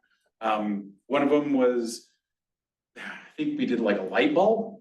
We gave like a new light bulb pack, and it was something, there was some cheesy line about seeing the light this year or something like that, or, you know, it's just, I've got little cards, I make little bags, Cute. and so there's a little bee sticker, and in it is seeds, so you can throw it in a pot and it will grow. And it's about growing prosperity, new home, the whole thing. And then there's like honey sticks in there, there's little bear Love that. lollipops and honeycomb Right. candy, like I have all kinds of stuff, Super and cute. depending what cheaper on Amazon, I throw them in the bag and drop them off, and I I love do it to that. my farm. Right? Like that's, But I need the next one, cause I hate can't have the same bag, like, so now I need the, you need another, Yeah. another. I know, Set- so set up like your four for- butterflies, I set up was your gonna 4 do- per year, one for 4th of July, Yep. one for Christmas. yeah, I think I'm 2 and 2 this year, I kinda didn't get the. This is Yeah, what yeah. we're talking Great, about thank you. in these, when it says plan. And you put pop by down as your activity, your plan is, okay, we're gonna do the gift bags. And then the second quarter is gonna be this. You can see even in mine, I make sure that I have something going on each quarter. Pop by happens in Q3, giveaway happens in Q2, event in Q1 and Q4. Right, so I'm doing this systematically and I have it planned out, so it's balanced as well. Because too often agents try and run a giveaway and an event and Popeyes in the same month, and then they either all suck because they didn't give enough time to any of them, or they don't get to one of them because they ran out of time. And we're, you know, we have lives as well. And so Really? I plan these out according to my life as well. If you know you take a vacation in the second quarter every year, probably not the time to do your events, right? But a giveaway is a great thing to do in your second quarter if you're always gone, because giveaways, it's mostly digital. That entire process can be completely digital if you want. And so what I want y'all to do, take a look up here. Here's a list of all these different ways that you can touch your database. Lots and lots of different ways and ideas. I want you to spend the next 15 minutes, we'll do 10 minutes, building out your plan. You've seen the examples. I'll keep this up here as well. I will send the slide deck to you as well, but now, who needs a 36 touch? Yeah, you're definitely 36 and 19. Good, good. They're the cutest ideas. It's a Facebook group about These, Popeyes. do we want the 36 and the 19s? Yes, Yep. thank you. Thank you. And I'm guessing y'all need the Oh, yeah, the other pretty one.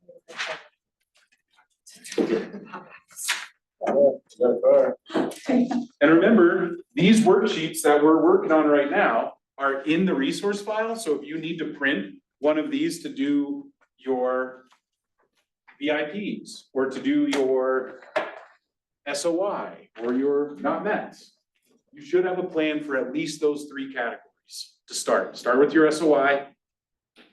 Your not mets are just gonna be a turned down version of your SOI plan, and your VIPs are a turned up version of your SOI plan. And you're gonna send this slides to us today or tomorrow? Probably tomorrow. Okay, Yeah. perfect. Well, thank you so much. You're welcome. Thank you for coming. Of course. So spend 10 minutes writing this out. Let me know if you have any questions or need an idea. I have, who farms, how do you get email addresses? Now you do the door knock, the pop by, very, 2 out of 100 homes, whatever, 50 enter the door. Is there a way to buy people's email? Yes. Yeah. Is I it don't the one recommend it. title you don't recommend it, really? You can, not, title companies usually can't get that information. Normally, what you would do is essentially skip trace them, if you know what that is. Yeah, which is just like using the internet to research people. And you can pay like a guy on Fiverr who has access to those databases, $5 a contact or $3 a contact. Yeah, it gets expensive. Another reason I don't recommend it, but I don't recommend it because people will be creeped out. Like, it's not a, scrubbing list of emails from something and getting emails from random people, folks don't normally like. Here's what I would do. I love the Popeye idea. Mhm. I would stack on top of that where my card is gonna be a card with a QR code. We're gonna do a neighborhood giveaway. All they have to do is just, hey, Will Card talks about the giveaway. It's on the little bag of candy, QR code on there that puts them into a form so that they have to submit their information to get to my giveaway. They get entered, and then there's my capture right there. Capture. That's great. And you can help me or do all that, right? Do a Yeah. giveaway. All right, I gotta do that. Plan on it. Start now for September. Go out in September, October. Perfect. All right, thank you. Appreciate that Yeah, very of much. course. Capture. Right now. That's great. My giveaways are, all I think of is, okay, if I can get 100 entries and my prize is this, like if I have a $500 prize, I get 100 entries, $5 a lead all day. All day. Because if I can get one of those leads to close out of that 100, right, in that year, I'm now above my line of investment, right? I spent $500 to get to one closing, I'll do that all day. Do you have a good idea on how to capture for an event, a live event? What do you mean? How to capture people's information? I guess you could do a giveaway at the live event. That's what we're doing this weekend. My team is running one at the Juneteenth event. We have a booth at the Juneteenth event downtown. We're giving away a TV. And it's, you know, I've done it before, even as an agent, where you walk around in the crowd, you go, hey, I'm Steven from Delicios Property Services. We're giving away a TV. Do you want to enter to win it? What if you were doing like a house party, like a party? Mm-hmm. How would you capture? Well, I have You can't people, really do a giveaway. so are you running the party? Yeah, Did you put on the party? yeah. So you're inviting the people? Yeah, but kind of generally, like inviting the whole neighborhood. They come to my house. I don't know who's exactly going to show up, for example. Hmm. I mean, I'll send it out to the people I do know, but then I'm an open invitation. How can I, do you have any ideas of how I could capture those people? Well, so capture always follows a formula. Give value, ask for something in return, right? It always follows that formula. So the giveaway, I'm giving you the opportunity to enter to win something. That value, which doesn't sound like much, right? An opportunity to win. That's enough for people to give you all that information. So you gotta find a way. What is the value that you can give that's gonna allow you to ask for that information? And I mean, with that situation, you might not be going after a bulk Yeah, capture. It might just be one-on-one and you're very, like, it could be something like, hey, I want to take a picture with you, yes, right? yeah. You take a picture with them, That's it. That's, you got right? it. And something like that where Perfect. it just seems like it's part of the party, but you are being more intentional by capturing, hey, let me text this over to you. What's the best phone number? Or let me email this to you. It's the best phone number. Put it on your social media and tag me. And now that would help my business so much. Now you're getting them to market for you. You're connecting with them on social and collecting an email address or a phone number for that person. And you probably have their name at that point as well. And that's enough to add them to command. That's great. I might have to get a photographer. Maybe, or just get like one of those things like back there and set up an old phone, Yeah. right? Or your current phone. And, you know, a lot of, if you, like, I have an Amazon one of those, I paid like Got a high school $25. kid that's into photography. That's It's not about the photo, it's about getting the contact information, right? Yeah. And if she's worried about getting photos and socializing with people and Yeah. stuff, Impossible. it, you know what I mean, then it all gets mixed up, but if she hires somebody to do that, or. Yeah, if I hired somebody, it's possible, because I can't do it alone. Yeah, Yeah. You have one take the pictures, the other one gets the information, Yeah. make some, you do it in a QR code, make someone, even a Yeah. photographer, then it's only one person, they scan the QR code, once the information is input, Yeah, like, and you know how to do that. yeah, Once the information is put, then she can take the photo. yeah. Yeah, and you'll learn. Try something at first. You're already ahead of the game because most people try that. And then they come and you're like, oh, I had such a great party, Steven. and How am I supposed to follow up with them? And I'm like, well, did you capture any information? They're like, oh no, I forgot about that. yeah, details.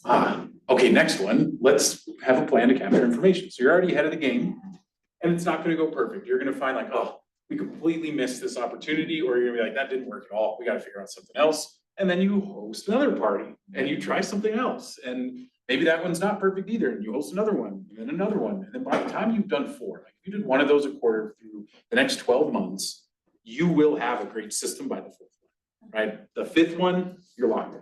Right, you have a system, you know exactly what works for you, how you like it to work, how you follow up with them at that point. And it just takes time, because time on task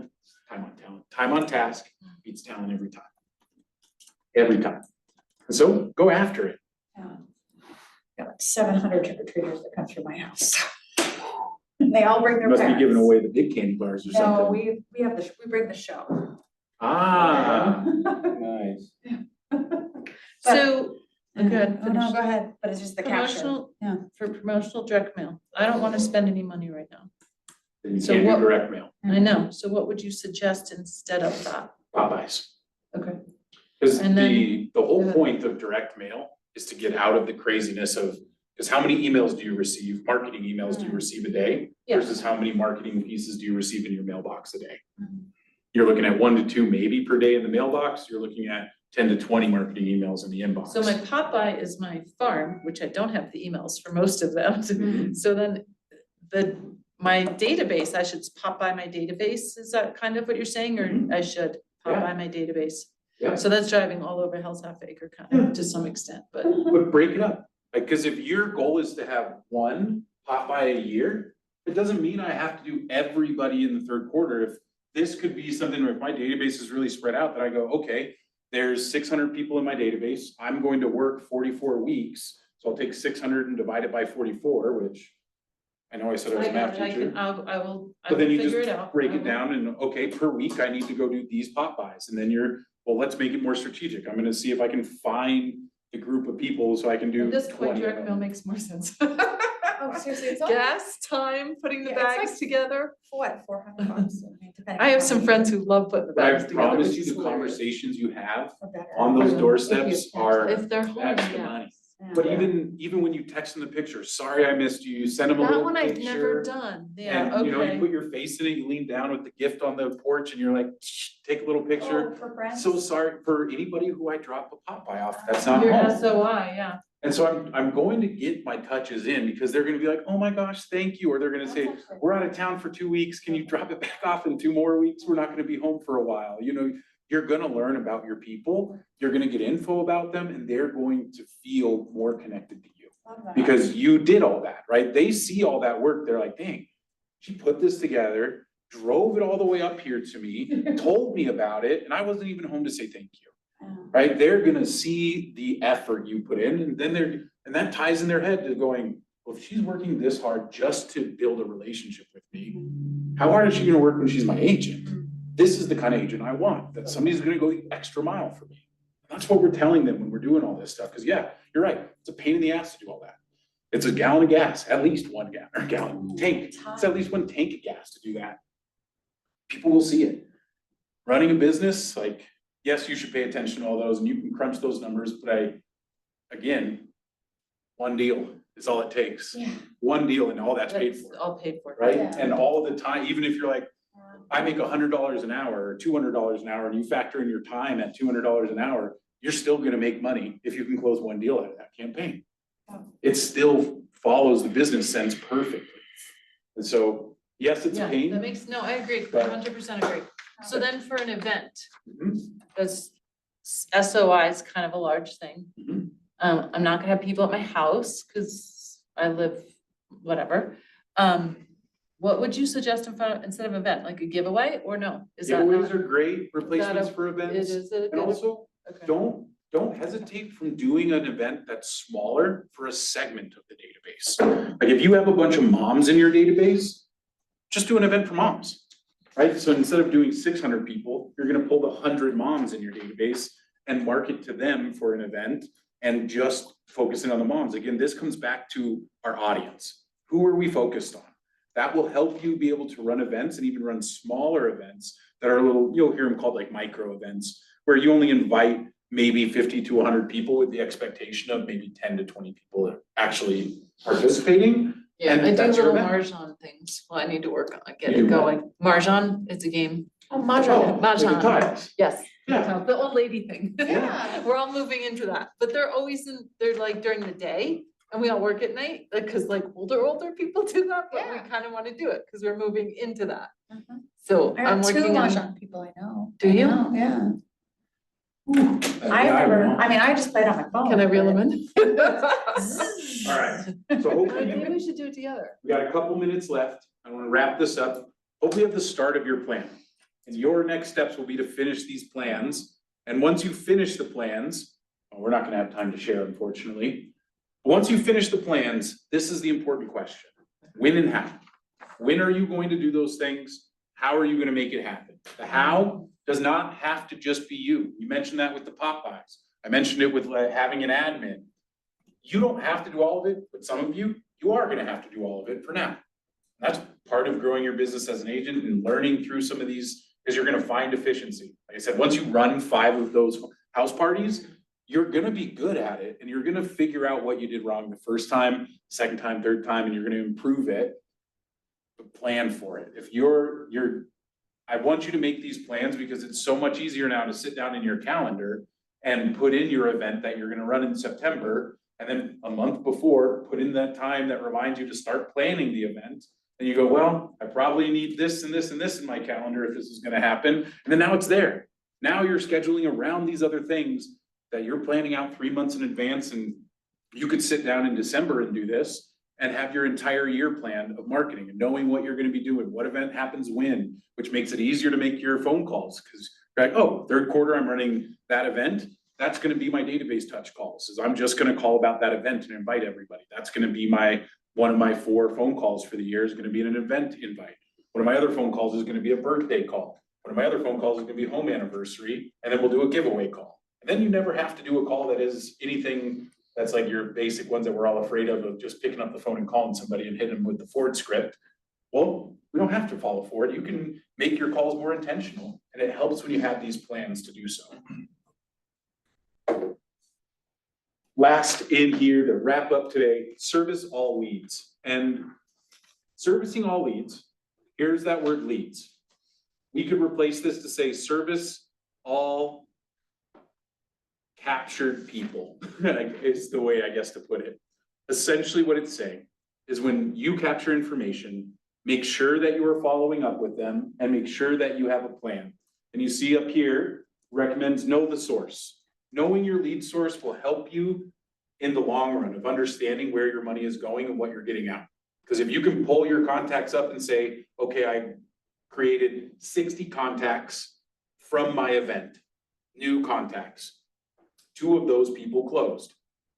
We made $30,000 off of those 2 closings. It cost us $3,000 to run the event. Should we do it again next year? Hell yeah. But if I run a giveaway, and here's a great example. Agent ran a giveaway for 2, what's that really popular guy? Bunny, Bad Bunny. Anybody know who that is? Bad Bunny? Giant pop star, like one of the largest in the world. He gave away 2 tickets to Bad Bunny. These tickets were like $1,300 each. That's how big this guy is. 13 huge giveaway, tons of entries. Terrible campaign. Because who wants free Bad Bunny tickets? Is it young? Young people. with no money to 18-year-olds, buy a house. 17-year-olds. He filled his database with potentially probably business in the future, but he's probably gonna have to wait 5 to 10 years for that business to come. So are we gonna spend $2,300? They can't afford a house. So then you look back and you go, well, we created all these leads, which is great, but we got no return on this campaign. Should we do it again next year? Maybe we'll do a giveaway, but we sure as heck ain't gonna do a Bad Bunny tickets giveaway because it attracted the wrong audience. That's the level of knowing the source is just the beginning of being able to do that kind of analysis on your business, but it starts with having the source tracked. And then track your relationship. This is important for all things you do in real estate when it comes to talking to your people. Tracking the relationship means going into command, clicking on the contact that you just talked to, clicking on add activity, and recording the information you talked about on the call. When somebody tells me their kids' names, I'm putting it in here. And they tell me anything about their family, their life, their work, anything, because why do people move right now? Life, right? New job, new divorce, new babies, new, what are the D's? Isn't it like diamonds, diapers, death, divorce? I think there's like 3 more D's that are reasons people move. But this is where you get that information. Hey, our son is going to college in Boulder. We have a 6-bedroom house. It might be time to downsize. Or if I know there's someone that's going to college in Boulder, hey, have you thought about buying a condo in Boulder? It's a great investment for after they're done with school, and then you're not paying rent for 4 years up there. You're building equity. Gives me all kinds of ways to be valuable, but track your conversations in here. Set tasks for your next follow-up. And it's as simple as just hitting create task or tasks up here. Create task. And then now it's set for the future. And last, reward your referrals. That beer program that you saw earlier, that was for referrals. Wow. So when somebody sent me a referral, I could ask that question way at the beginning. It loads it in so I can prep them and say, hey, every time somebody sends me a consumer or a client, I'm gonna bring over some beer as a thank you.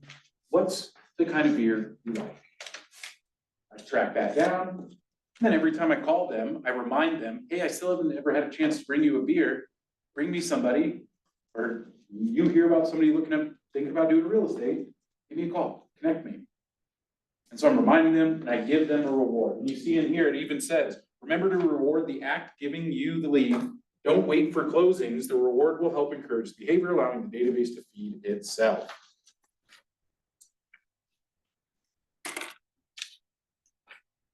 Service all leads. And then two of my favorite smart plans for follow-up, I just tossed these in here, midterm nurture and long-term nurture. You should go in and you already have these in your account. You do need to edit them a little bit, but let me give you just the overall. Midterm nurture is the bi-weekly neighborhood nurture. So an email every 2 weeks, a reminder to call, an automatic text. And then it repeats that for 3 months. So this is a great 3-month follow-up plan. I changed these texts to be not automatic. I changed them to be reminders, but they can be automatic if you want. They do cycle through 3 different text messages in the plan, so it doesn't send them the same text each time. But I just make that a reminder to text them, because usually these follow-ups, I want to be personal to them. I don't want them getting automated stuff. The long-term nurture, similar. This one though does the monthly neighborhood nurture, so 1 email a month. Reminds me to call, reminds me to send a value email. So this is not a canned email. This is something that I am writing for that person. And then it has a text message as well. This one is 4 touches a month for 6 months total. So you have long-term nurture is a 6-month follow-up. Midterm nurture is a 3-month follow-up. Great plans, but they do need a little bit of tailoring to make them your own before you start using them. So jump in there, look for the midterm nurture. Again, these are already in your account in your smart plan library. And so you do have them in there for sure. And if you don't, they're in the library that you can download. Because the only reason you wouldn't have them is if you deleted them out of your account, which you might have done. And we'll wrap up here. We started with our very basic model. The model on the right side of the screen is truly the model that we're following. This is a little more detailed, where you can see we capture the information through prospecting and marketing. They become a lead. Lead is our definition in here. Lead is we have information for them, but we've never built a relationship. That's what a lead is. Often agents think they hear lead and they think a hot buyer or a hot seller. Not so much. Yes, that person could be considered a lead because I have information with them and I have not built a relationship with them yet. So they are a lead as well. But usually we think about them doing business in that case, where really a lead is anyone who I have information for with no relationship. Which when I do like a giveaway, I get a ton of leads, right? Those are the leads I'm getting because I now have not met and data. I have now the right to a one-way conversation with them because they filled out my giveaway form. And I have that right to talk with them or try to. And that's my goal, because then my goal is to take all those leads and turn them into contacts. Contacts being people I have built a relationship with. Those people will eventually become clients. And those clients are going to give me referrals. And those referrals go right back up into the top of the database as leads as soon as I contact them, which referral leads are great, right? Because they want to answer your phone call. They have a direct connection with you. And so those are usually a very short time period between leads and contact, is because they're a much warmer, closer lead because somebody that they know, that know me, connected us. But that's the model we're following.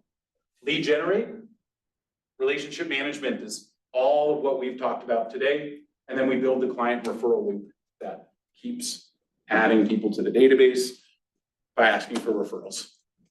That is the game we're playing there, ladies and gentlemen. Today, we went over the big picture, how to build and feed your database, communicate systematically to it, and service all the leads that come through in that system. Oh. Your next steps, build and feed. An easy way to start this off. If this sounds intimidating, you're like, well, my phone's up, but not everybody's in there, or I don't want to sit down and do a full spreadsheet. Cool. add 5 contacts a day from your phone, call those 5 contacts to fill the holes, and set a follow-up for the future. And that is a systematic plan to start building your database. If this feels intimidating, start with that one sentence. 5 days a week, 5 contacts a day, add them to your command. If you're missing information, call that person. If you have all their information, call them still. Have a conversation with them, take notes about it, and then set a follow-up for the next time you're gonna talk to them. And what do you mean by set a follow-up? Like put a task in there? Yep, so I come into task, create task, and then it would say something like follow up about whatever it is. Maybe it's buying in the fall. And call, there it is. Then I'll set my priority on these. I usually set as high priority. And then I'll set the timing for it. So they're gonna buy in the fall. I always take their timeline, cut it in half, that's my next follow-up. And so fall is what, 4 months away? I think, something like that. So I'll say 2 months from now. Say, okay, I'm gonna call them at the beginning of August. You know, I'm pretty strategic. When I was doing this full time, my follow-up day was Thursday and Tuesday. And so I always made sure to set follow-ups like this for a Tuesday or a Thursday, because I know that's my scheduled time, that every week from 1 o'clock to 2 o'clock on Tuesdays and Thursdays is my follow-up time. You might need more, you might need less time than that. For me, 2 hours a week was enough, because I was doing 16 hours of lead generation every week, which then filled my time for those 2 hours a week to do the follow-up with the people that I was lead generating for and connecting with. And then, yeah, we just hit save. Next, systematic communication. Finalize those plans for your SOI, VIP, not met. Bonus, work on a social media plan if social media is part of your business. If you're marketing and prospecting in social media, you should have a plan that gets them into the database and what happens after they're in there, especially if you don't have email, phone number. If all you have is a name and a link to their Facebook page, that's enough to build a relationship with somebody. But to be systematic, we need to put them into command so I can remind myself to do that stuff. And then last, service all leads, add activities and sources to your contacts. When I say add activities, I just mean hitting that add activity button. Track your people, track your relationship with them, like we just mentioned, using the new activity. Set your lead source in here. You can see this one is a blank lead source. So I can come in and change that. This came in through a fake contact. Hope I don't have a fake contact in there. And that is it, ladies and gentlemen. Thank you for being here today. Of course, I would love for you to fill out my evaluation. I have a big goal to get a lot of evaluations and I'm pretty behind on it. So I need all of your help to fill this out today. Scan it. It takes only a minute to get in there. Oh gosh, let me change it real quick because I don't think I have the class name in there. And we're going to change that real quick before any of you do it. We're going to change it from your website your way to stay top of mind. Okay, now it's ready to scan. Thank you all for being here today. I appreciate it. If you need anything from me, please don't hesitate to reach out. I would love to sit down and work on this stuff with you and show you even more in detail of how we can improve it, how we can make it easier, how we can make it better. All right, y'all, have a great one.